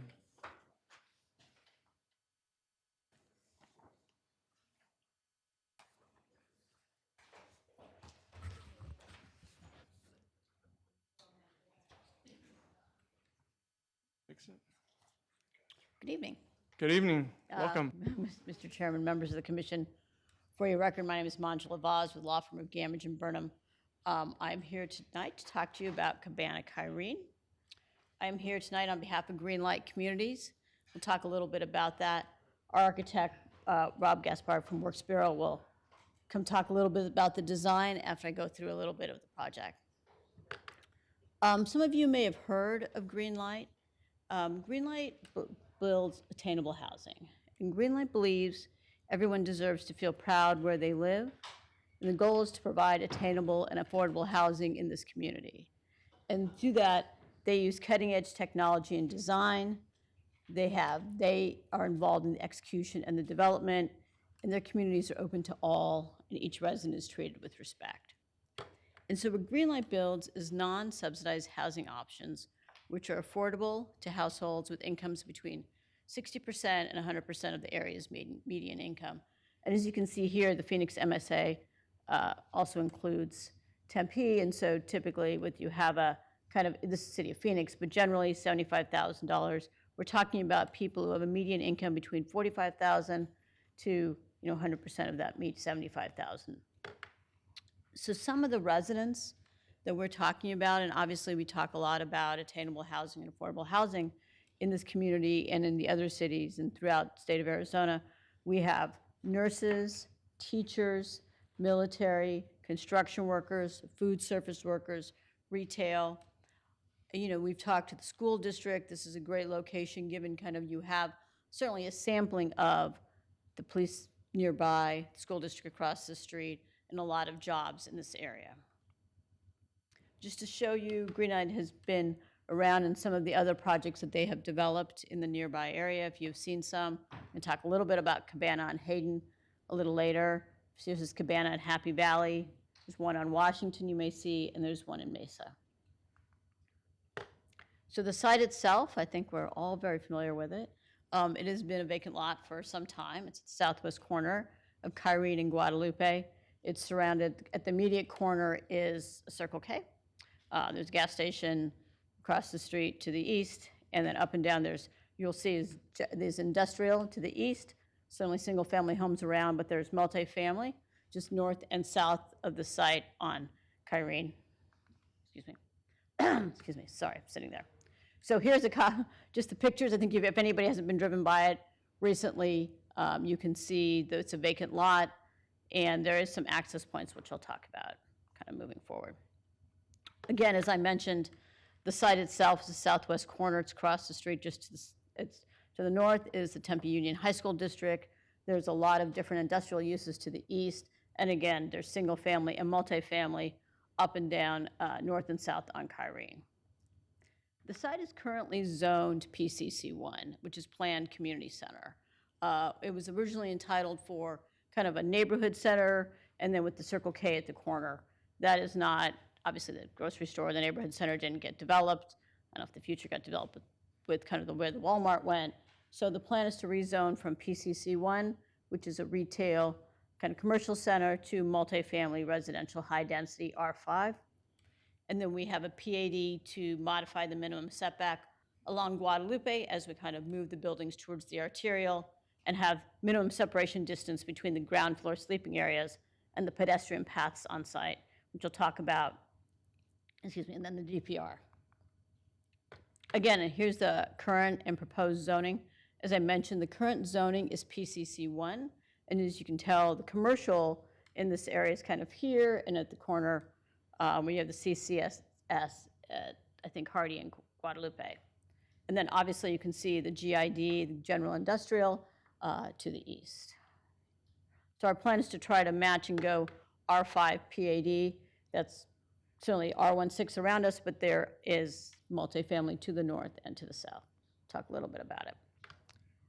In terms of a PCC1 and kind of neighborhood services, neighborhood retail, what you see is kind of what we've talked about. General retail sales, you can have grocery, drugstores, you can have clinics, theaters, fitness centers, commercial office, and child care centers. So that is what the site is currently entitled for. The general plan that was recently approved kind of had a density designation of up to 45 dwelling units an acre. So the general plan has it designated as mixed use moderate. So this is a map that a little chart that I wanted to kind of talk to you a little bit about. The existing PCC zoning allows 15 dwelling units an acre right now. The proposed R5 allows 30, and our development proposal is right below that at 28.78. Then, of course, as we mentioned, the general plan would have a higher density of 45 dwelling units an acre. In addition, the PCC zoning allows a maximum building height of 35, and our current building height to the top of the top is 41. It's about 39, just like the building height. So we're not maxing out the R5 zoning, and it's somewhat consistent with where PCC would be. And more importantly, in terms of lot coverage, PCC allows you to have 50% max lot coverage. R5 would allow 70. Our proposal is to have 22% lot coverage. So we have a lot of open space, landscaping. We have a 55% reduction in what is allowed under the current zoning. As I said, we have a greater landscape area, which we'll talk about, 47% landscape area. And then we've had to, what we've done is, you'll see the plans, we've moved the buildings towards Guadalupe and Kyrene. And so to kind of move those buildings closer into against the arterials, we've narrowed the setbacks, which is the purpose of the PAD. So the project overview, we have 3 multifamily residential buildings. They're more like 3 pods. We'll talk a little bit about that. A 1-story leasing office. We have 229 multifamily residential units. So that a little less than 29, it's about 29.78 dwelling units an acre, a little less than 30. We have 90 studios, 93 1-bedrooms, and 46 2-bedrooms. We have a lot of outdoor amenities, shading seating areas. We have substantial landscape enhancements, including continuous trees along the south and the west property lines. We also have continuous trees along the east property line. And I'll show you, we have substantial setbacks from the single family adjacent to us. We have 369 vehicle parking spaces, which include 12 electric charging spaces and 161 bike parking spaces. To give you a sense of kind of the site landscape plan, so you can see 2 things. One, the buildings are horizontal, and so the sides face the neighbors. So we don't have any windows facing the single family homes. And you can see the distance ranges close to Guadalupe of 83 feet. As the buildings closest to Guadalupe, we have 82.7, and then some buildings, number 13 is a carport, are almost 147 feet away from the residents to the west. On the south side, we have 83 feet residents to the south and 84 feet residents to the south. Again, the buildings we don't have any windows facing any of those single-family homes. All the windows are facing interior. Just to give you a little rendering of kind of those houses and what they'll see in terms of, there's the trees, we have landscaping adjacent behind their walls, and then the building. And this is, again, along the west property line. This is a site that some of you may have seen. It's called Cabana Hayden. It's on Hayden, just north of McDowell. And it's a similar kind of configuration in that you have property is located on Hayden, and there's a single-family neighborhood adjacent to it. And so you can see it's a very similar configuration. If you look at number 2A at the bottom there, you have a single-family home. You have some of their landscaping, the carport, and the parking cars, as you can see that.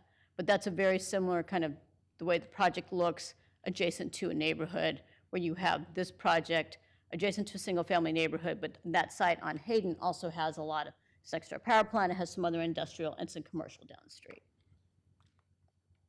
I'm going to talk a little bit about traffic, then I'll bring Rob to talk about the design.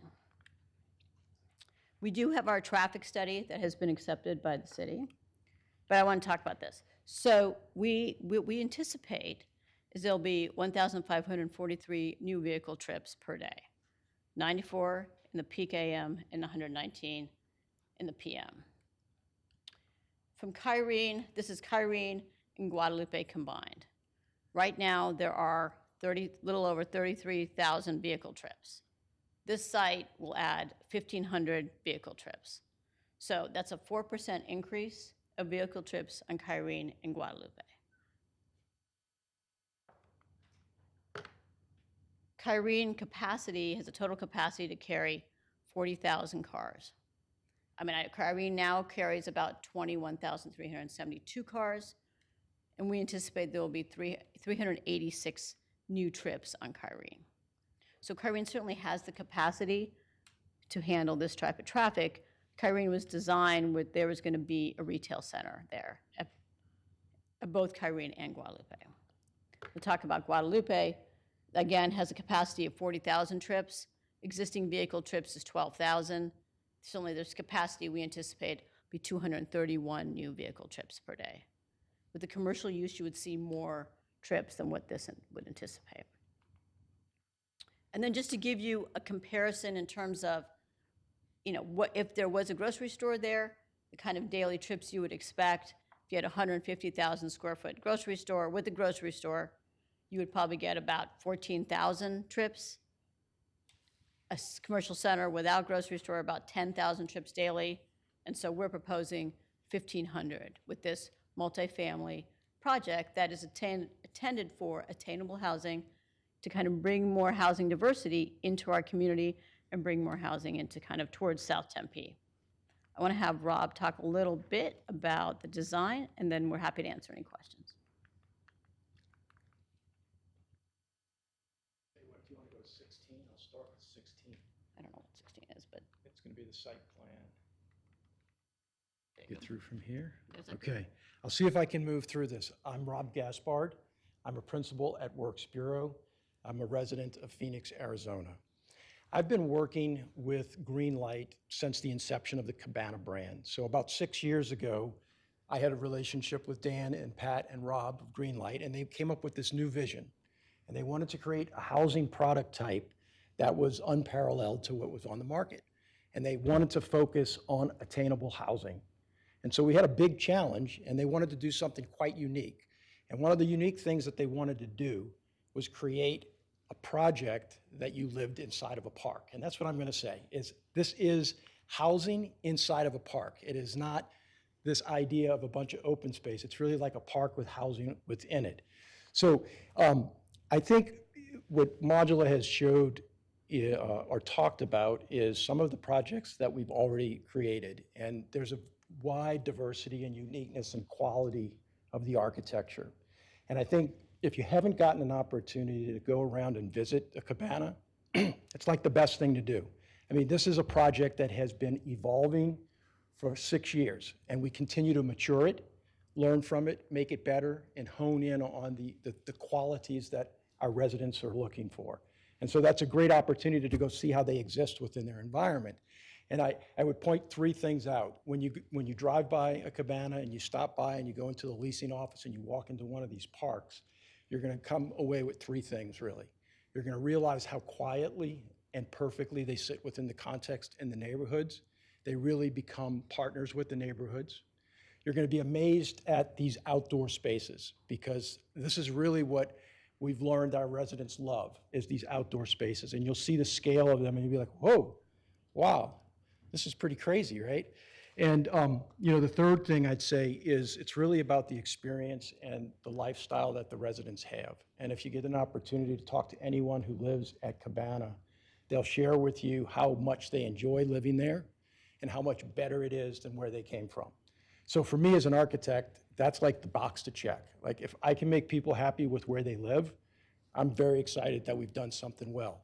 So that was kind of my preamble, and let me talk a little bit about the project. I think Modular did a really great job of explaining how Cabana Kyrene buffers itself from the single-family residence.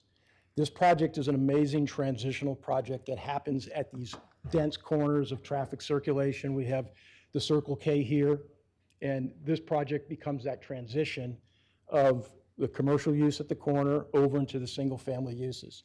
The other thing that happens on a Cabana property is this, which allows us this opportunity to have so much square footage and percentage of open space, is the fact that our building footprint is very small. So the architecture of Cabana is broken into individual housing segments that interact with each other and connect, but it's not a big, massive volume. In your typical apartment project of double unit depth, we're talking about something between like 60 and 70 feet deep. And so what you're noticing in the white chunks here, if I call them chunks for a second, is that these massings of the units take up a very small footprint, which allow a lot of outdoor space. Each of these outdoor spaces have a unique quality. Some are a little bit more active, like the pool area. Some are quiet Zen gardens. And so each of the residents has an opportunity to select his place to live. Which garden does he want to be by? Let me see if I can do this. Yeah, okay. I'm going to kind of jump around because of the sequence. So this is an image that really starts to focus on that transition between the commercial Circle K property. This is a shared access drive, so we share drives between the two entities. We come into our guest parking area, if you will, place that a prospective tenant might come to move, to go into the leasing office and talk. But you begin to see this massing of the housing and how it fits within the sort of site. And you're beginning to see the undulation of the facades and the materials and the difference in colors. The parapet is dancing up and down. And so there's a lot of articulation of the mass and shading elements on the windows. I'm going to come over here because this is really real. These aren't renderings. These are real photos of real cabanas. And this is the kind of experience that I'm talking about. And so what I'd like to kind of talk a little bit about is this holistic approach between what does Cabana look like, what does it feel like in the gardens, what does it feel like to live there. And so the scale of these parks is quite amazing. And so you start to see that in the two bottom right images as well as the upper left image. You can see the varying amount of spaces and ramadas and shade canopies and different places for people to exist outside of their unit. And I think it's the strong selling point of Cabana. And it's an unusual amount of outdoor open space given to residents. You don't normally see this in the sort of housing segment, if you will. And you're starting to see the different grass areas, pool areas, hardscape areas, seating areas. Some of these will also have hammocks and so sort of different chill spaces. Upper right, it's because so important is the quality of living. And everything that we do in Cabana is about addressing a high quality of experience within the price point. So the units are designed wonderfully. And I say that because they live so big for the size that they are. And one of the real key points to a unit in Cabana, which is, again, unique, is the basic idea that we started from, which is we walk into a Cabana, into the side that's open to the courtyard. So a Cabana unit is not a double-loaded corridor, if you understand that from a development. You typically, when you go to an apartment project to visit a friend, you might go up an elevator.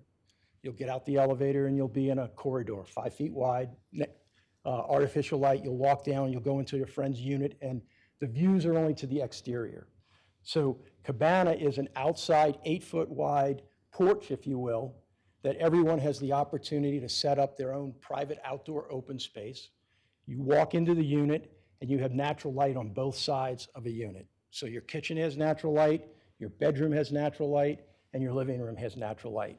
So that is a very unique quality, and when you look at these images, you'll see that there's the windows on both sides of the facades, or both sides of the building mass.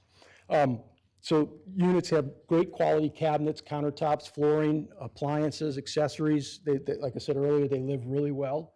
One of the other things that we have, and you can start to see it in the center, the upper center image, is again, this breaking down of the mass and the undulation of the facades. There's the different color textures, there's different quality materials, there's different textures to the stucco systems that we use. There's a sanded stucco, a rake stucco. So we're really trying to play around with trying to enhance the quality of the experience and the materiality. There's lap siding that accentuates the window openings. And you're starting to see in this upper image these shade elements that are on the windows that face the street facades. And they're sort of trellises. And so the shadow effect that you see in that image moves through the day, all the different striations that you begin to see and how the elevations change through the day in that experience. Let's see. Palette board that you can begin to see the rake stucco, the sanded stucco, and some of the different finishes and color tones. I'm going to jump back. We'll skip that because I do want to highlight some images that Modula wasn't able to show. These are some of the images. These are renderings, but they're very actual depicted of the massing of the building, the distance of the building from a backyard residence. So in the previous, whatever, Mackenzie remodel, we were talking about how privacy was important. I think privacy is important, and you can see from these images that there's a row of trees along the perimeter of the site. And what we're really trying to pay attention to, and again, everybody, we talk about mature trees, unmature trees, but this is ultimately the vision, is that there is this buffer. We're very cognizant of it. We've heard from the neighborhood. And so we're trying to respect that. Again, buildings are anywhere from 80 to 140 feet away. Again, similar experience in Hayden as Modula, Cabana at Hayden as Modula had explained earlier, and how nicely this project worked within the single-family residential context of that neighborhood. I spoke on that image. So I'll kind of end maybe on this image. And this is an image on Kyrene, and it really focuses on the quiet nature of Cabana and how it fits into its context and improves the sort of public realm right away. So we have nice sidewalks detached from the curb, landscape buffers before the parking, and how the housing begins to, the massing of the housing and the colors and the shade brows and the parapet heights and the undulation of the facades begin to play into the character and context of a single-family neighborhood. I think. Yeah, this is just to give you just a quick sustainability slide. I don't think I need to read it given the night. I know there's some people who wanted to talk, but we're happy to answer any questions. That's definitely it. Questions for the applicant? I have a quick question. So I think some of the things that we've read from comments that we've seen already relate to the school across the street. Can you discuss traffic patterns, how they interact with the school hours and Well, in terms of having we've talked to the school district several Yes. times, and they are certainly supportive of the project, and Superintendent McDonald was going to write us a letter, but I think they have not mentioned anything about traffic patterns. Okay. I think I was trying to show that there is certainly capacity in Guadalupe. If there was a commercial center across the street, you may see more traffic. I live across Tempe High, and so I can tell you there's a lot more traffic between Walgreens and Tempe High versus, you're going to have less traffic out of, I think, a 200-unit apartment building. Everybody just needs to leave at the same time. But, our conversations with the school district, they have not said anything about traffic. We've talked to them. They have been more interested in having something like this across the street where both their employees and their teachers can afford to live in Tempe and live closer to the schools. That's been our conversation with them. Thank you. Thank you. Now we'll have the staff presentation, and then we'll call you back up after the public comments.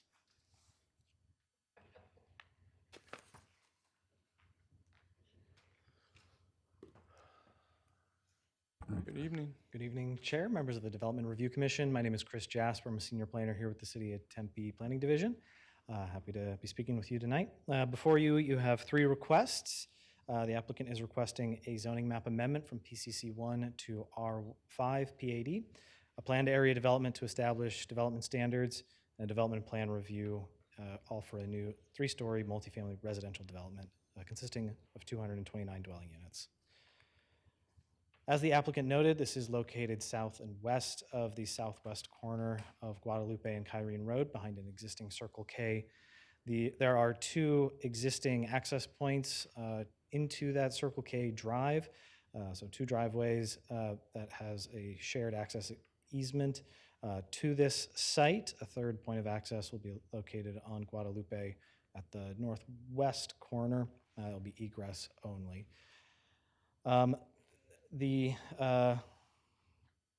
So size, I think we had a typo on our map there. It is zoned currently PCC 1. The planned area development overlay is going to provide 2 specific deviations from the current R5 development standards. There is a proposed decrease in the front Guadalupe Road building setback from 20 feet as prescribed by the R5 zoning district down to 9 feet. And the reason for that is there is a dedication of right-of-way on really the northeast component of the site. So that dedication results in about a 10-foot decrease in the total lot distance on that side. So the building setback has been decreased accordingly to account for it and provide a consistent building facade on the north side. Excuse me. The other deviation from our existing standards is to reduce the separation requirement between ground floor sleeping areas and pedestrian walkways. That is to accommodate the specific circulation pattern proposed by the development. As the applicant noted, this is a 229 dwelling unit project consisting of a mix of studio, 1- and 2-bedroom units. The unit mix was described by the applicant. The proposed density is about 30 dwelling units per acre, which is less than the maximum allowed 45 dwelling units per acre prescribed by the existing mixed-use moderate land use category in our adopted 2050 general plan. So as I noted, there are primary and secondary access points that are both existing, one on Guadalupe, one on Kyrene. Those are going to remain. They will be upgraded in accordance with our engineering standards to provide kind of ADA access for the new sidewalks that are going to go along both Guadalupe and Kyrene Road. Currently, there is no sidewalk on the south side of Guadalupe or on the west side of Kyrene. So those driveway upgrades will coincide with the sidewalks. A 3rd exit-only access, as I noted, will be located at the northwest corner. Included some images of the landscape plan. So a quick note, some of the landscaping related to the street frontage trees along Guadalupe are pushed a little further south due to overhead transmission lines that are existing. There are kind of 2 sets of utility lines shown or that are present on that Guadalupe frontage. The higher transmission lines will remain, and there are 12.5 and under kV lines underneath that are going to be undergrounded through a separate process. So that is going to be coordinated with SRP. So that's not shown on the plans, but that is something that the city coordinates with the applicant team and with SRP as part of the engineering review process, excuse me. So that has been an ongoing conversation with the development team and our engineering staff. I've provided all of the elevations of the various building types, so there's a good number of them. As the applicant noted, there are kind of 14 distinct building pads that are clustered into 6 shared roofline buildings. So we call them Building 1, Building 2, Building 3, Building 4, Building 5, Building 6, but they do represent kind of 14 distinct sort of foundations throughout the project. So happy to spend some time on these, but they are made up of, as the applicant noted, stucco materials, lap siding. One particular note that I would make is that in discussions with the applicant, they have agreed to install as a condition shade canopies on all third-story windows to help kind of break up the massing on that particular facade, provide a little shadow, shaded relief, and also mitigate some of the heat gain. Additionally, they've agreed to install shade canopies on all south and west-facing elevations, so all windows on those elevations will have shade canopies to help mitigate some of the heat gain, and that's kind of one of the goals of our general plan and character area. The applicants already spent some time on the renderings, but they're there for you to take a look at again. They've also provided street-facing elevations, so this is what the view is proposed to look like on Guadalupe Road, adjacent to the Circle K, on top and bottom, and then from Kyrene Road. And again, the third-story shade canopies are not shown on all of the third-story windows, but those will be filled in with the building permits. A neighborhood meeting was required as part of the public involvement process. That was held on June 18th from approximately 6 p.m. to 7:30 p.m. The Tempe Union High School District Office, right across the street, 500 West Guadalupe Road. I was in attendance at that meeting.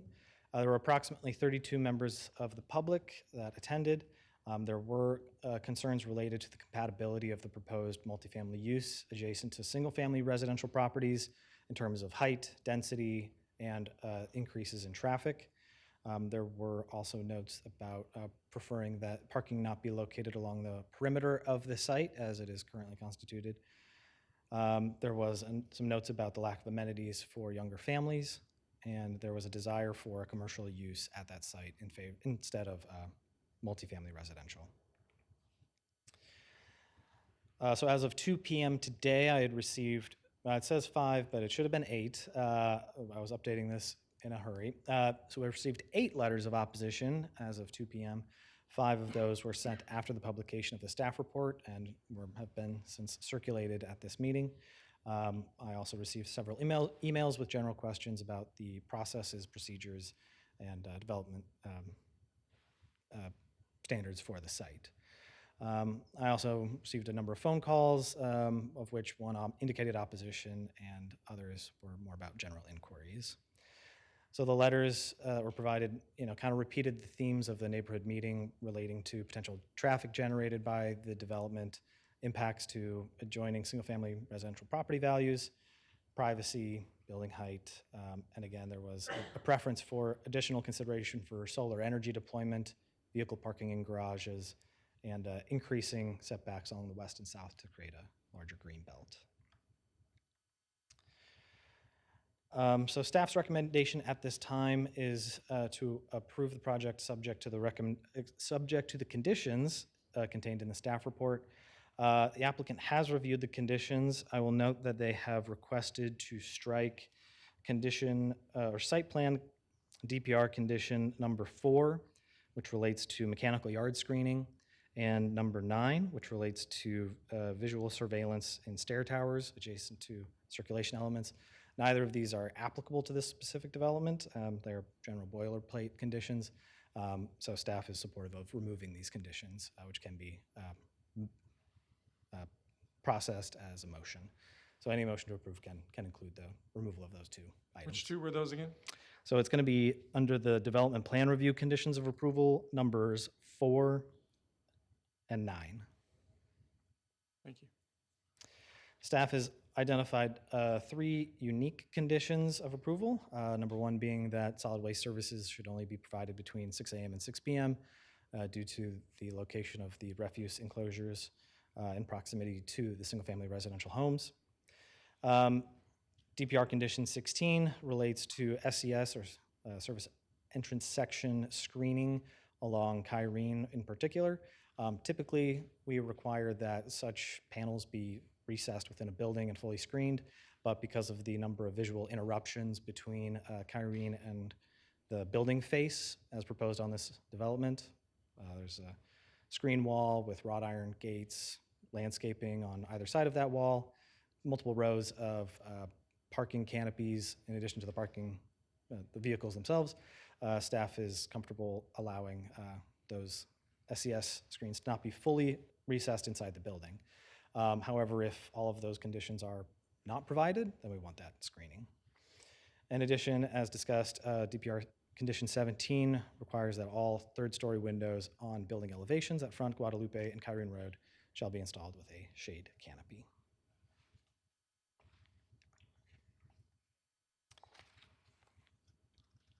All right, and that is the end of my presentation. I'm available should you have any questions. Let me know. Thank you. Questions for staff? Okay, thank you. All right, now we'll move into the public comment period. I have a stack of people here who would like to speak tonight. If you are here to speak tonight or wish to speak tonight and you have not filled out one of these, please bring one up to Ms. Berry. I'll be calling out individuals' names, and the person that is up next, you'll be given 3 minutes to make your comments. When the bell rings, please finish up whatever thought you had, and allow the next person to come up, and I'll probably prompt you to do so too. First up is William Gibson. On deck is Tia Masangal. And I'm going to butcher these names. I apologize up front. But Mr. Gibson, if you could state your name and city of residence. William Gibson. I am a resident of Tempe. Thank you for the opportunity to comment this evening. At the request of the Brittany Lane Homeowners Association, I'm speaking on behalf of 81 property owners in this development, which is located a quarter mile south of the apartment complex that is to be developed by Greenlight Communities, a Scottsdale-based corporation. Our homeowners are opposed to the Cabana Kyrene proposed development. This project calls for the construction of 229 apartment units in 6 three-story buildings. We are opposed to this project for the following reasons. The number one reason is this would cause a major increase in traffic in this area. The proponent says that it would increase vehicle trips per day by 1,500. We don't think that's very good news. This is a dangerous intersection. According to the City of Tempe crash data report, over the past 10 years, 154 vehicle accidents have occurred within a quarter-mile radius of Guadalupe and Kyrene. The aforementioned quarter-mile radius area includes the railroad tracks to the east of Guadalupe and Kyrene. Here, the trains routinely conduct their switching operations during the afternoon, including rush hour. This results in major traffic jams at the subject intersection of Guadalupe and Kyrene, thus creating a significant hazard. So imagine what the potential of 229 at least extra vehicles daily could do to that situation. Tempe Union High School District Bus Fleet Facility. These school buses are active during rush hours of morning and afternoon. The bus facility is located almost directly across from the Cabana Kyrene property. Given the significant projected increase in apartment traffic, 1,500 trips per day, attempting to blend in with the school buses into city traffic raises the probability of accidents. The aforementioned Greenlight Communities traffic study fails to address this issue. The aforementioned, sorry about that. Traffic diversion from nearby Interstate 10 and US 60. When traffic is diverted from these two freeways due to construction, maintenance, and/or emergencies, Kyrene becomes a preferred detoured route to re-access eastbound and westbound I-10 and US 60. This, of course, including large commercial trucks, throws a major amount of traffic into the area. The potential for increased crime in the area, large multi-unit apartments tend to attract criminal behavior. We base this perception on documented incidents that have occurred in and around our homeowner area. Okay, one more item. The Character Area Designation Report. We are located in Southwest Character Area number 6, which includes the proposed project. Currently, the proposed character plan states the following on page 41. Preservation of neighborhood character can be achieved by ensuring that new developments are compatible with the existing character and scale of the built-up and natural area, unquote. Thank you. Please finish up your thought. Okay.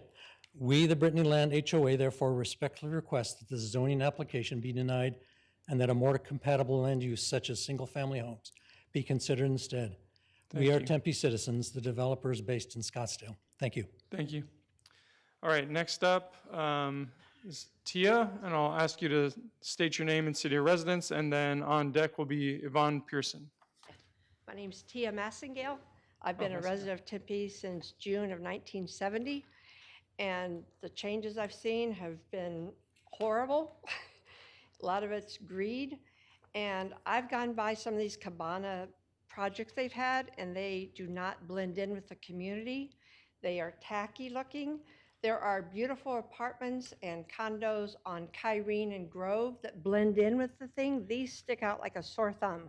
You might as well paint them pink and purple. You know, they do not blend in with our neighborhood. My house backs up to their property. My backyard backs up to their property if they do that. If it stays the commercial that it is, at least businesses do close at night, 10, 11 o'clock, like grocery stores. Apartments, they'll be coming and going all night. He said also about the train. I have to fight with the train traffic daily. And you add that many more apartments, it's going to be worse. There are a lot of wrecks there, and I just feel like it's going to take down our property value. They show these trees. That's fine. They might grow that big in 20 years. They're not going to give us that much privacy when they first build them. And I just, like I said, I've just seen too much greed, and they want to develop, and this is supposed to be a family neighborhood. There's no other 3-story apartments around us that back up to neighborhoods like ours does. And that's all I have to say. Thank you. Next up is Yvonne Pearson with Jim Hatstead on deck. No. I'm just a resident. I'm sorry, Miss Pearson? Yes. Okay, state My your name is name Yvonne. and city of residence. Right. My name is Yvonne Pearson. I'm a proud Tempe resident of 30 years. I actually live in the Tempe Royal Estate development that borders this. And I was never sent a notification about all of this. I never had the opportunity to attend the meeting that took place, and neither did any of the other residents that live on McKimmie or anything west of that. None of us were sent any notices. It seemed to have gotten to the street before us and then stopped, which I don't think is fair. We're going to be affected by all of this, and we should have been notified. Okay, so let's fast forward. I've lived there for 30 years. I knew about the possibility that that section of land could be developed, and I thought it would be apartments, and I thought they would be 2-story, not 3-story. 3-story is just too high for that area. Everything else, every other apartment complex, all the other residents in that area are 1-story or 2-story, which is acceptable. But 3-story, like other people have said, that's just getting greedy. It's ridiculous. It ruins our view of being able to see what's going on, to watch the monsoon storms move in, to see the moon rise, to see the sun rise. It's ridiculous. It's going to block my view, and I'm not going to be a happy neighbor anymore looking out my back door and seeing those apartments. The apartments that are they're called the Rise, that are to the west of us now, they're 2-story. And I can see them. They don't block my view. So certainly a 3-story apartment complex is going to, and I agree, the color scheme is horrible. It does not blend in with the neighborhood. The train and the traffic is seriously going to be an issue. We get backed up and have to sit there for 15, 20 minutes while the train switches out the boxcars. That's a switching area right there for that train. And I can't begin to tell you how many cars line up, and then the traffic can't flow off of Kyrene onto Guadalupe because It's already full of traffic. The buses coming out of there, that's a bus yard. A lot of the buses for the Tempe schools are parked there. There is a school there, it's Compadre, I believe it's called. There's also the park there. It has 4 soccer fields. When they're having games and whatnot, that parking lot is full. You can't even park in there. People have to get dropped off to go there. Okay, so now you're talking about adding 229 apartment complexes. Let's be realistic. There's going to be at least 1 vehicle for each one of those people, most likely 2, and even for the 2-bedroom, probably 3 vehicles. Where are they going to park? Okay. Do they have Thank you. adequate parking? Thank you for your comments. Thank you. Um, I'm opposed, by the way. Thank you for being clear. All right, next up is Jim Hetstead, and up on deck is Beth Thompson. Yeah, my name is Jim Hatsted, Tempe resident, and yeah, it's already been spoken more eloquently than I'm probably going to do it, but I'm opposed to it for the traffic reasons. And nearly every day I'm hearing cars speeding on Guadalupe and Kyrene, and you combine that with more traffic, I think it's a recipe for an already dangerous intersection becoming even more dangerous. And the crime issue, they're going to be passing through my neighborhood, and we already have theft problems in the neighborhood, and so that's going to increase. And I just don't feel that it matches the character of the neighborhood as has been stated, and 3 stories is just too much. 2 might be acceptable, single-family homes, but basically I'm opposed. Just want to let that be known, and thank you for your time. Thank you. Beth Thompson, please come up and state your name and city of residence. And on deck is Melissa Balkin. Hi, my name is Beth Thompson. I live in Tempe Royal Estates in Tempe. So I'm going to be all over the place because I actually came here thinking I want to say, and I was a lot of passion about it. I love Tempe. I love my neighborhood. A lot of people are speaking about what they think might happen. I just want you really, really, really to look at the facts. The transportation analysis was done with data from November of 2019 for what's going to happen. I don't know where Cabana Kyrene got, where Greenlight got their information, but the city of Tempe's transportation analysis was done with data from November of 2019. I Googled the World Population Review, says we've grown 3.24% since the 2020 census, which is higher than 2019 as well. So the traffic is an issue. My home is not on the property, but where they put the parking, it's going to be noise. It's going to be a lot of noise. And when they initially approached us, Greenlight, in June, they said they were, oh, how many of you got kids that you want to move out? Nobody raised their hands because we're grandparents.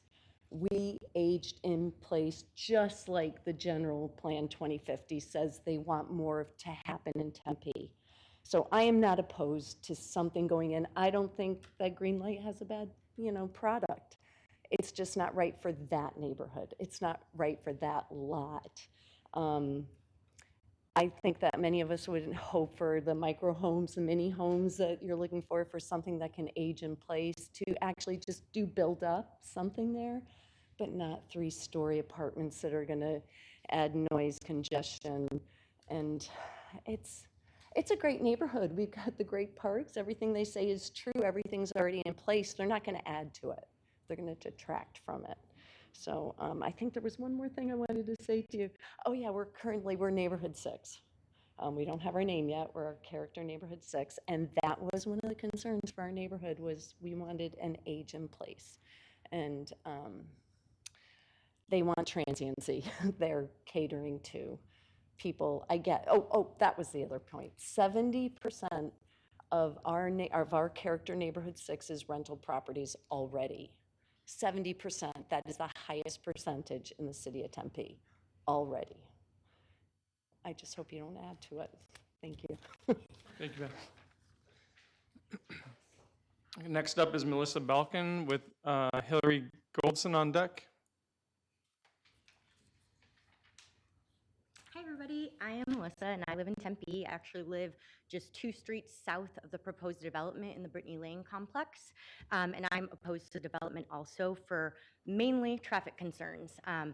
I don't know the data behind the traffic study, but I do know what it's like to try to pull out into Kyrene from the west side of Kyrene.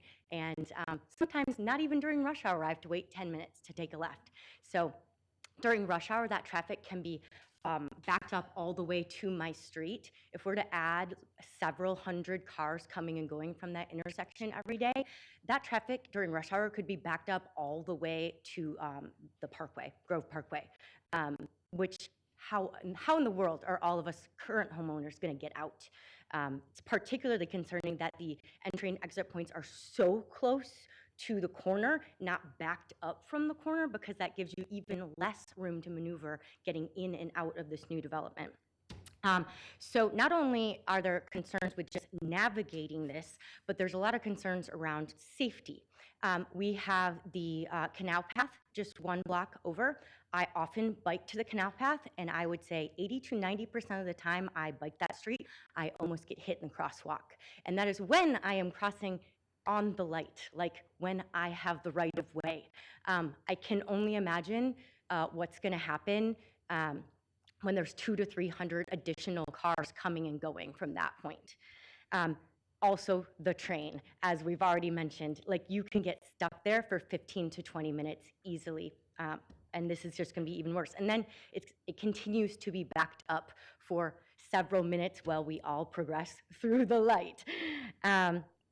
Also concerned with the school right there and the sports complex. There's a lot of people, not only additional cars, but you've got like people walking around, coming to Circle K to get a beverage or something like that, or waiting for a bus or whatever. And all that additional foot traffic with these additional cars is just like accidents, with people being hurt waiting to happen.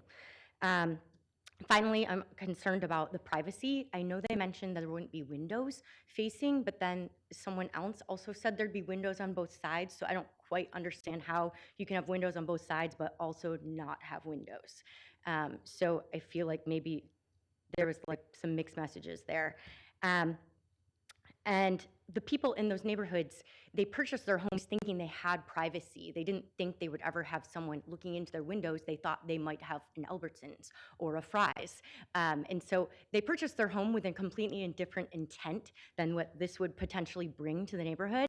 I've lived there for 9 years, and I can tell you, I want retail there. I want to walk to a restaurant or to a shop or to go sit in a coffee shop. I do not want 300 additional cars. Finally, I'm concerned with the safety issue. We all know apartment complexes tend to bring a lot of transients, plus you get all the second layer of transients of their guests, and it brings a lot additional crime. Our neighborhood has relatively low crime right now, but if you just go down to Galvin Parkway, cops are always on that street with that condensation of apartments. So definitely against this. Thank you. All right, Hillary Goldson and Amber Wheeler is on deck. Please state your name and city of residence. Hi there, I'm Hillary Golson. I am a resident of Tempe. I'm also in the Brittany Lane property off of Kyrene and Guadalupe-ish. So I'm opposed, and I'm actually going to be speaking about the negative impact of both the traffic, yes, but the actual change of zoning from commercial to residential in relation also to food supply issues down the road. If this is built, we then have more people, more need for food supply. We don't have grocery stores right in the close vicinity. And then how do we feed even more people where we're already having grocery stores that can't even stock shelves fully? Okay, so then we have a food supply issue. So anyway, so groceries impacts, the closest grocery stores, I looked them up, it's about 2 to 3 miles away currently. The Albertsons off of Guadalupe and Rural was shut down and is being made into, I believe, a sports complex of some sort. There's already increasing issues with consistently being stocked in grocery stores For example, this weekend, I actually had to go to 2 grocery stores to find what I needed for making a dessert for something, and that has become commonplace. I have to go to more than one store because someone's out of something and I have to go to another. Okay. Then talking about the traffic impacts, as you've heard, we have quite a few traffic challenges on the corner of Kyrene and Guadalupe. So I heard them say that they have the capacity to add to traffic. And then that lady spoke about it was 2019. I would definitely say that needs to be relooked at, because when I go to work turning off of it's called Carmen Street. It's just a few streets down. It's probably maybe a third of a mile to a half of a mile down. We are backed up, waiting 3 or 4 lights to be able to get to Guadalupe through Guadalupe Road from Kyrene going north. And it takes quite a bit of time. Sometimes it's faster, sometimes it's slower, but it's a traffic issue already. And imagining more vehicles would be just, increasing that. Yes, if we do a commercial building like a grocery store, that does add a few, but we also have to then consider timing of the traffic, right? So residents will be leaving at the same time as everyone is leaving in the compounded already traffic issue, okay? And so I think that commercial, it will add, but not necessarily at those worst times.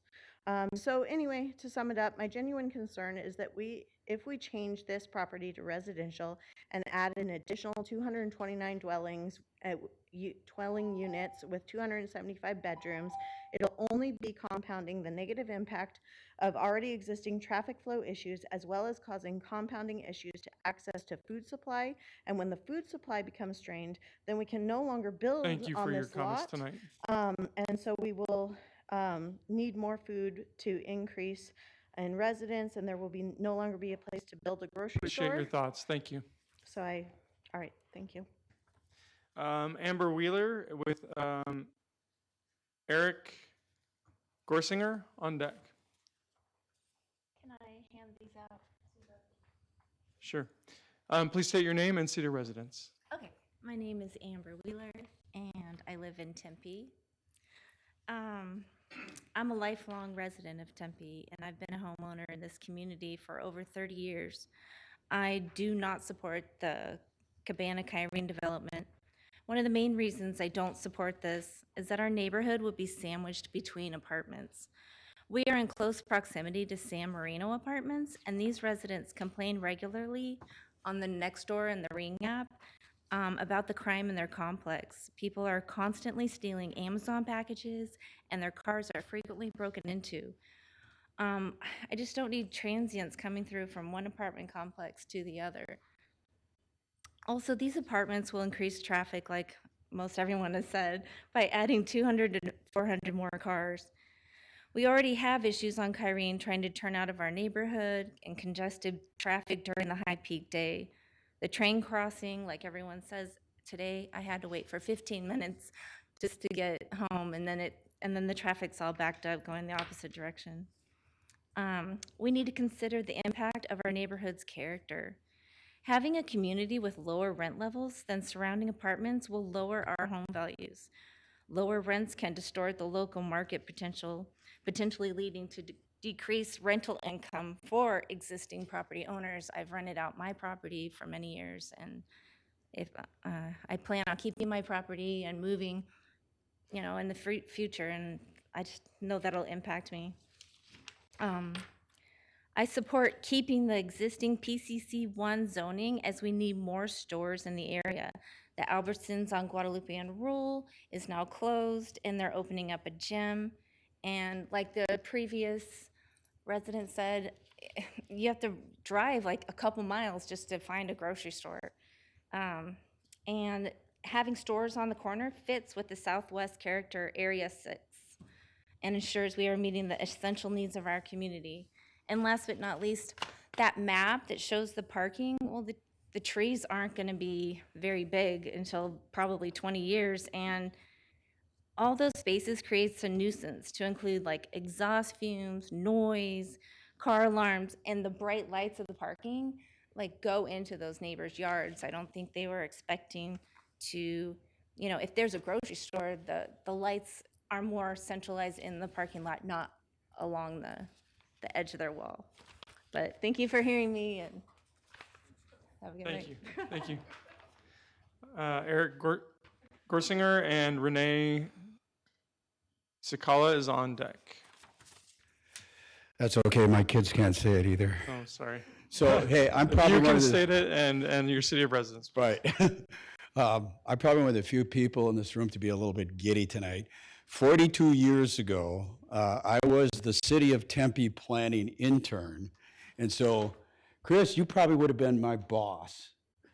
No kidding. I was reporting to a planner one. On the other hand, if I'd have hung it out for 40 years, I might be here in a suit coat tonight. I might be the planning director. Who knows? So, Eric Gorsinger, I am listed as probably opposed to the project. I'm really not opposed to the project. What I am opposed to is kind of a missed opportunity here, and I am very opposed to the site plan, which externalizes a lot of the impact there, particularly those related to parking. I'm probably responsible for a lot of the comments you got there that were up there. It's page 264 to 268, so I put a lot of thought into that a year and a half ago, related to density transfers within the site, related to setbacks on the north and the east side to help even out that parking internally. And that's what I really think you need to do here. I am disappointed that none of that really got addressed by the applicant and in the staff report. It's just like we acknowledge it, but we move on. Those are significant things. It's not just about whether fire trucks can turn and engineering and traffic reports and all that. It's about those kinds of impacts. This is going to be here for 50 years. And it also, I remember being in this room about 3 months ago. You had a project, Tempe Gateway, and the parking there was internal. That's about twice the size of this one. It was internalized parking. It was a good site plan. I think the vote was 4-3 on it. So specifically, I can't do this, but if I could, I would beat this. This is what you're gonna, and that's what you're gonna hear. 50, not, it's not 100 whatever feet from the wall. It's 50 feet from the bedroom window, and it's slamming doors, revving motors, the occasional motorcycle, headlights, horns, conversations, arguments, everything that happens in a parking lot anywhere you go to. And that's really what I have the problem with. I don't disagree with some of my colleagues, but those just aren't my concerns. Final request. I would ask for a 1-month continuance on this for a genuine, sincere, bona fide opportunity to sit down with the staff, with the applicant present, and work through some of these site-based issues. I don't think we can solve everything. They own the property, they've got a right to build. It's a question of what, it's a question of how. So thank you all, I appreciate your service. I used to be on a planning board like this, 471 pages, God help you. Thank you for your comments. Last up is Renee Sakala. Hopefully I said that right.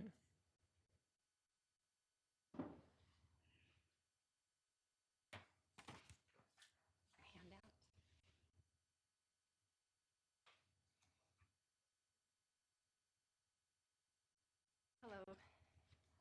Good evening. My name's Renee Sakala, and I'm a Tempe resident. I'm also nervous speaking publicly, so bear with me. I am here to ask the Commission to deny Greenlight Development's rezoning request, and at least and at the minimum to table this for further investigation. You have another handout up there that is a site plan, I believe, and it shows the location of the parking that's been spoken to. And if you look at all of the single-family development there, I'll come around to that in just a second, but if you have that handy as well. So I would ask the Commission to consider first that there is no benefit from this project to our neighborhood. There's lots of benefits to the developer, but there are no benefits to the surrounding area. You've heard a lot of those concerns expressed. The numerous detriments that I could see from reviewing the file, at least as far as I can tell, is, first of all, this is unsafe in its current configuration, especially with all that parking. It's external, it's all along all those single-family homes, and all those kids playing out in the back, families out in the back, and that's all exhaust 24/7 from almost 369 parking spaces. So all the single family is lined with rows of parking. We are right near the Kyrene generating station. We already have a pollution problem for the kids because of the Kyrene generating station, which is less than a mile south. It's, of course, noisy. Kids are trying to get sleep. They've got to go to school, and that's 24/7 apartment noise right in their backyard. And another safety issue is, from what I can tell from the file, is the developer wants to just benefit from the existing cinder block wall on that L shape and put a buffer there and then all the parking. What's to keep people from just going right over that wall with kids out playing, and those kids aren't safe? There should at least be, if it went forward, a safety fence that makes it not climbable at their buffer. So you have their safety fence that you can't climb over, then the buffer, then the cinder block wall. But to just use the cinder block wall, it's too accessible, as I see it, for putting kids at risk. It's also unnecessary. We have, within a mile radius, 11 other large multifamily projects. I have a list of them. From Kyrene and Baseline to Grove Parkway, there are 11 projects with many units. Thank you. If Just you could quickly- just finish up your thought. Yes, let me just finish up. Of course, this is a college dorm style. It's an interesting development. It doesn't belong at this location. And finally, it's uneconomical. What I handed out, I did this very quickly, and I will be glad to fill it in if this is tabled, but you'll see an economic survey. These rents are actually, you're getting far less space. This is shrinkflation. They're getting far less space as consumers of these units and paying as much or more than all the traditional units in the neighborhood. They're much larger, the style is traditional, and they're mature, but the rents are higher or the same for the same space or less. And I think the economics need to be carefully considered for what profit, how attainable and affordable this really is versus developer profit when you look at the Thank you for competing your properties. comments. Appreciate it. Thank you very much. Chair Johnson, I also have somebody who had submitted earlier to speak online, and they're online right now. They're available? Just one person. Okay. Let me unmute them just a moment. It's Diane Wolf. Diane Wolf, if you could state your name and city of residence once you're unmuted. Am I unmuted now? Yes, you are. Okay, this is Diane Wolf, and I am a resident of the city of Tempe, and that development, one of the cul-de-sacs that border the proposed development. I have lived in my house at 546 West Vaughn Street for 38 years, reared a daughter, and take care of our grandchild. And so we are, my husband and I are opposed to this development, and primarily it is for privacy issues, a lot of the same issues that were mentioned. But the biggest thing that I can see is traffic concerns. The two cul-de-sacs and Wilson Street that border this development, they are just north of Vaughn Street. So when you turn off Kyrene going west into the development, that's Vaughn Street. That's where Salaya Park is. So a lot of sports activities are in that park. We get a lot of traffic going through.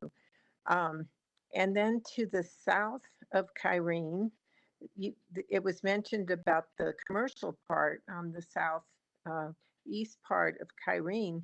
There's huge trucks that go to a distribution center that they had to put in a special light for them to get in and out. And those trucks are coming in and out all day long. So that's an additional big piece of traffic. So a lot of the things that people have talked about, the trains and the buses, all of those things are going to be impacted. I heard the review of the traffic analysis by the developer, and it just was really hard for me to believe that it's going to be that it's going to be less than what was described. I just can't believe it. I kept listening and thinking, wow, this is unbelievable that it's not going to be that difficult. I would propose the traffic engineering review this information that has been provided and look at it more closely, because you're going to have a big job on your hands coping with the results of what will happen with this development. And the issues about safety and security are definitely going to be impactful to the houses in my cul-de-sac and the other cul-de-sac. It's going to take a long time for trees to provide a buffer. I would definitely support a screen or some barrier that would prevent people from climbing over the wall to our areas. So, I think there's a lot of issues that have been proposed today that warrant additional review. Thank you very much for those comments. Thank you. Okay, I would like, at this point, was there anyone else from the public wishing to speak? Okay, I'd like to invite the applicant back up to address the comments that they've heard tonight.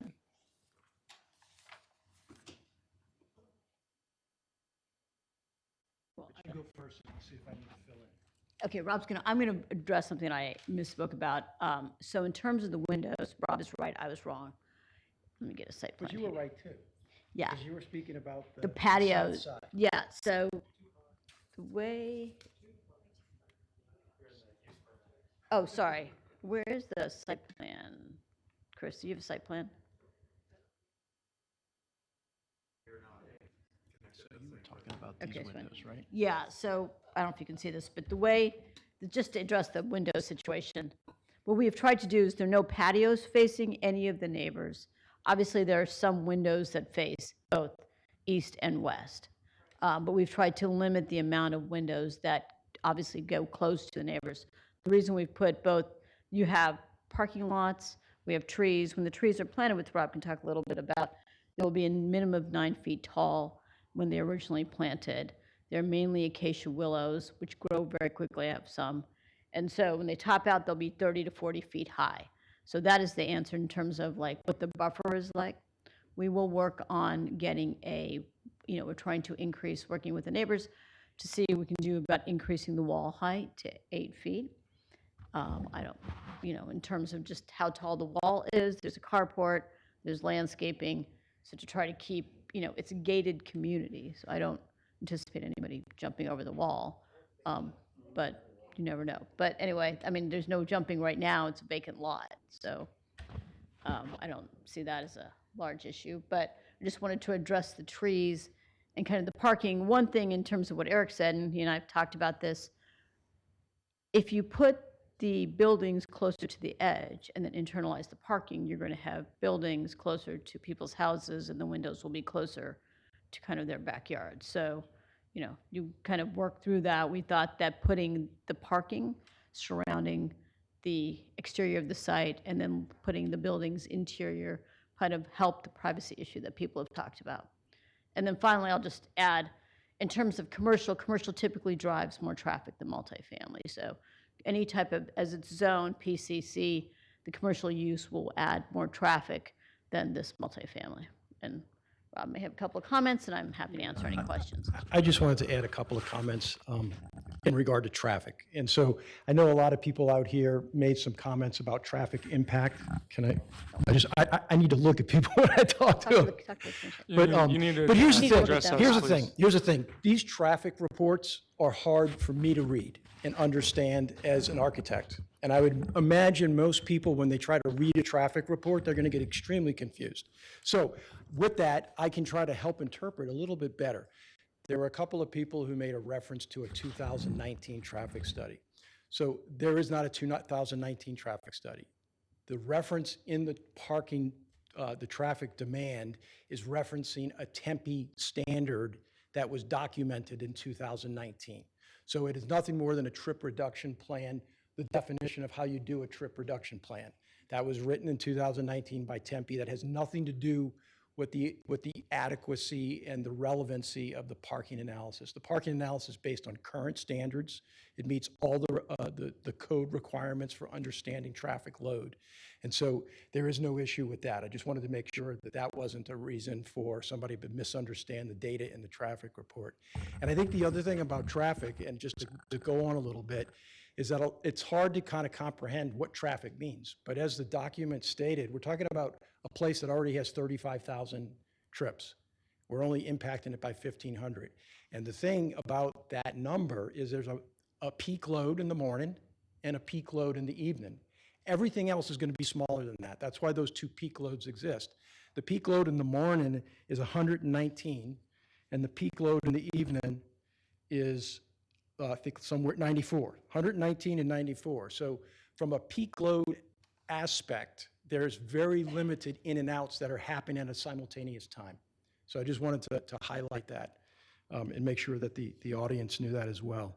So I wanted to say that, and yeah, I got to wrap it up too. But this thing, if I could just ask a question, which is, how many of people here in the audience? Please address that. That's not the way this works. I understand. Okay, so but we're happy to answer any questions. I guess my point is this thing about crime. And I know a lot of us probably here have lived in apartments. And so we're all good people. And this thing about crime, it disturbs me as an architect. So I'll shut up at that. Okay, Mr. Chairman, members of the commission, we're Sorry. happy to answer any questions. Questions for the applicant? I've got a couple for you. So I heard several things tonight, and I tried to condense them down in my brain to items for to bring back to you. So the decision to go with a higher density, more affordable units, I think goes along with a lot of the concerns that City Council has with a lack of housing in general in the city of Tempe. But if you could speak to the logic behind the number of units that were chosen for this project versus single family or something less dense versus commercial.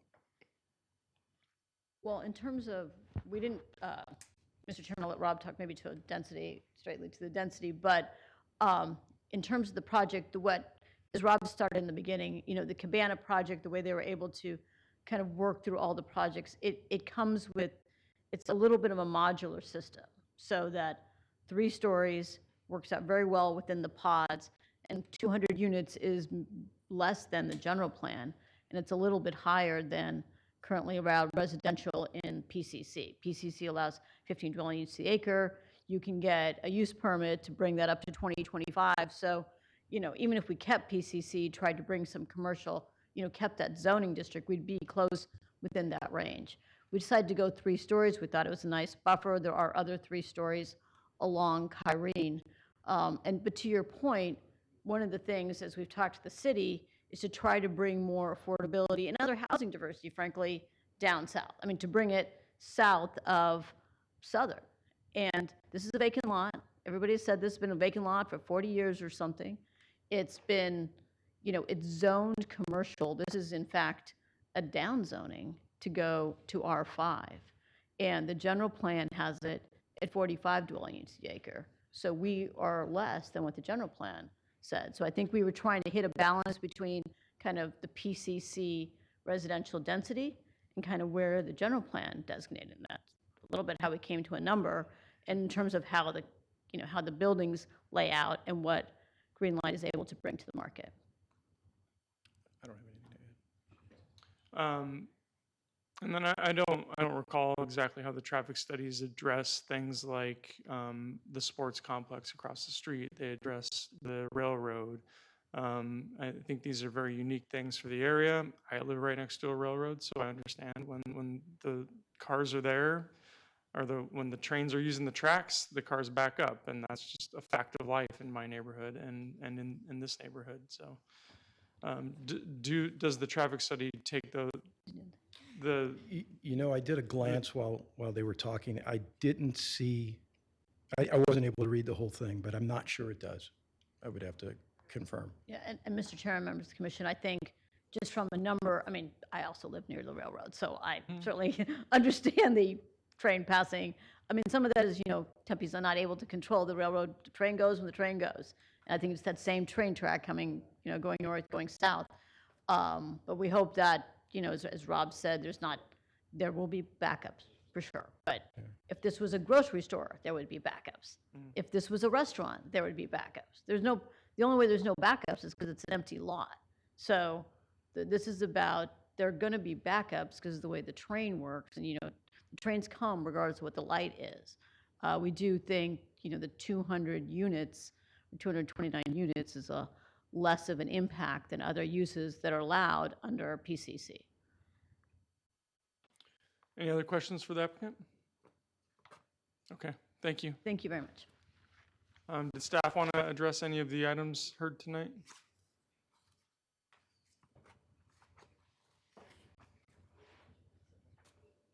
Good evening, Chair, members of the Commission. I don't have too terribly much to add. Just to clarify, there was a comment related to the access points off of both Guadalupe and Kyrene. I just wanted to note that those are existing conditions. I don't know that they would necessarily, if it was a new development, meet our current engineering standards, but because they're kind of grandfathered in and there's a shared access easement, that's where, and that's why those particular access points are being utilized. Otherwise, I'm happy to answer any questions that you may have. Oh, and I did want to provide one quick note about the perimeter wall. I think there were a couple comments regarding the wall between the development and the existing single-family residential homes. We do require an 8-foot minimum high masonry wall between single-family residential and multifamily residential projects. The execution of that particular wall is still under discussion with the applicant team, considering there is an existing CMU wall that does not necessarily meet that 8-foot height requirement right now. So the execution of that is a code requirement and will be addressed in the building permit stage. And I'll just make a note that our crime prevention through environmental design team, PD, reviews all projects that go through the city of this magnitude, and they do provide comments to kind of inform the design. And that does include, they recommend 8-foot tall walls to address crime. So happy to answer any other questions you may have. Just in case that wasn't heard, if this does move forward, there will be an 8-foot wall included on the perimeter on the south and the west perimeters. So that is a code requirement. So we're still kind of discussing with the development team, how to execute that, given that there's an existing wall. So there's some considerations of whether you create a dual wall situation where you have two walls back to back, or whether there's modifications to the existing perimeter wall. So that's something that was brought up during the plan review process and is still being worked through. Okay. Other questions? All right, thank you. Thank you. With that, we will close the public comment period, and now it is commission discussion. Comments, discussion? Commissioner Spears? I will tell you what I like about the project is one of the initiatives of the council is housing diversity.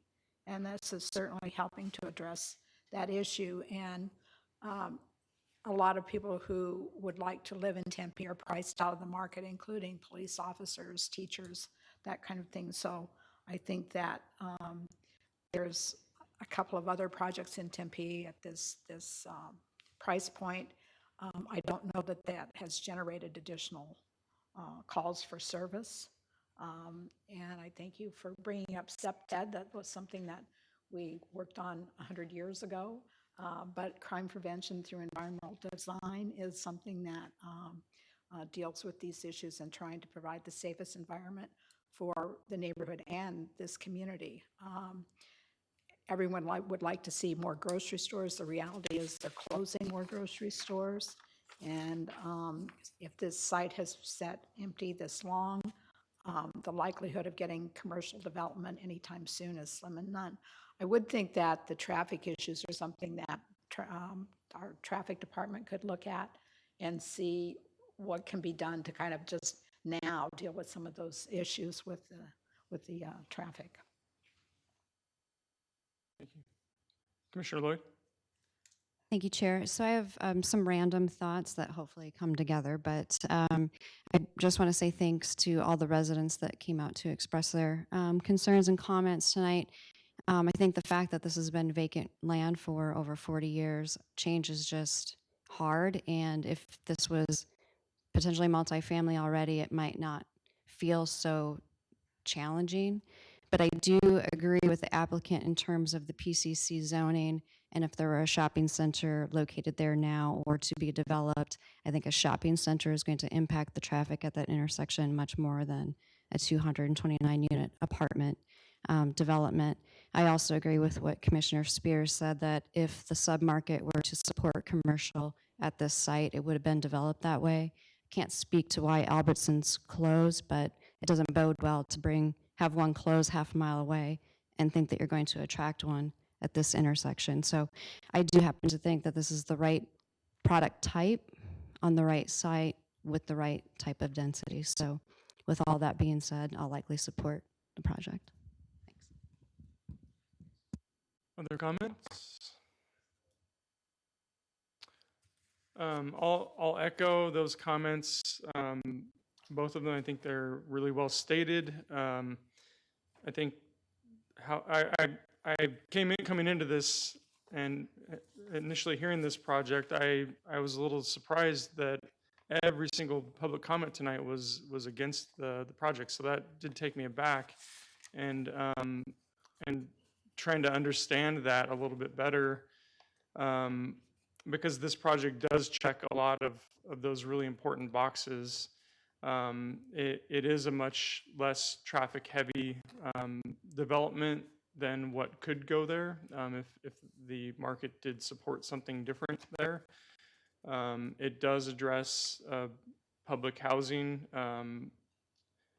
diversity, that a lack of diversity that we may have, and it is significantly increasing the landscaping area. I think in general the way that the project is laid out is appealing. Having the interior balconies towards the garden areas. I will note that we are the recommending body for this tonight, and this will be seen by the City Council. So with that,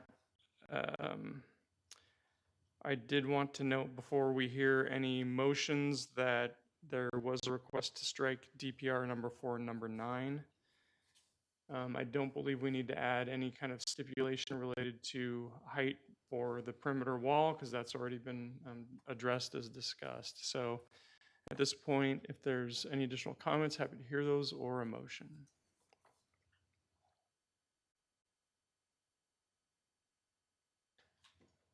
And I'm just going to stay silent until someone else talks. Commissioner Spears. I move for the approval of PL 240106. Okay, move for approval by Commissioner Spears. Is there a second? I want to clarify this motion, including the deletion of 4 and 9. Including the two condition staff recommended. Okay, is there a second? I'll second. And seconded by Commissioner Tom. All those in favor, please raise your hand. And that passes unanimously.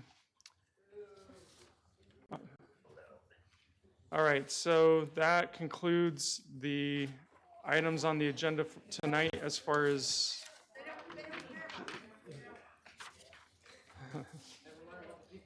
appreciate everybody coming tonight. So item number 7 is 7A is commission member announcements. Any announcements from the commission? No? Are you sure? And city staff announcements. Yeah, Michelle. thank you, Mr. Chairman. Just a reminder to anybody who might be listening that your next meeting is September 10th. It's at the Tempe History Museum instead of the council chambers. Now on the study session agenda, there'll be a discussion of the zoning code of text amendment on engineered shade structures. And then on the regular meeting, I apologize, the study session is 6:30. The Okay. regular meeting 7 p.m. You'll have 2 use permits to hear that evening, as well as the Southwest Tempe Character Area 6 plan. That is September 10th. Thank you. Thank you. All right, with that, we are adjourned.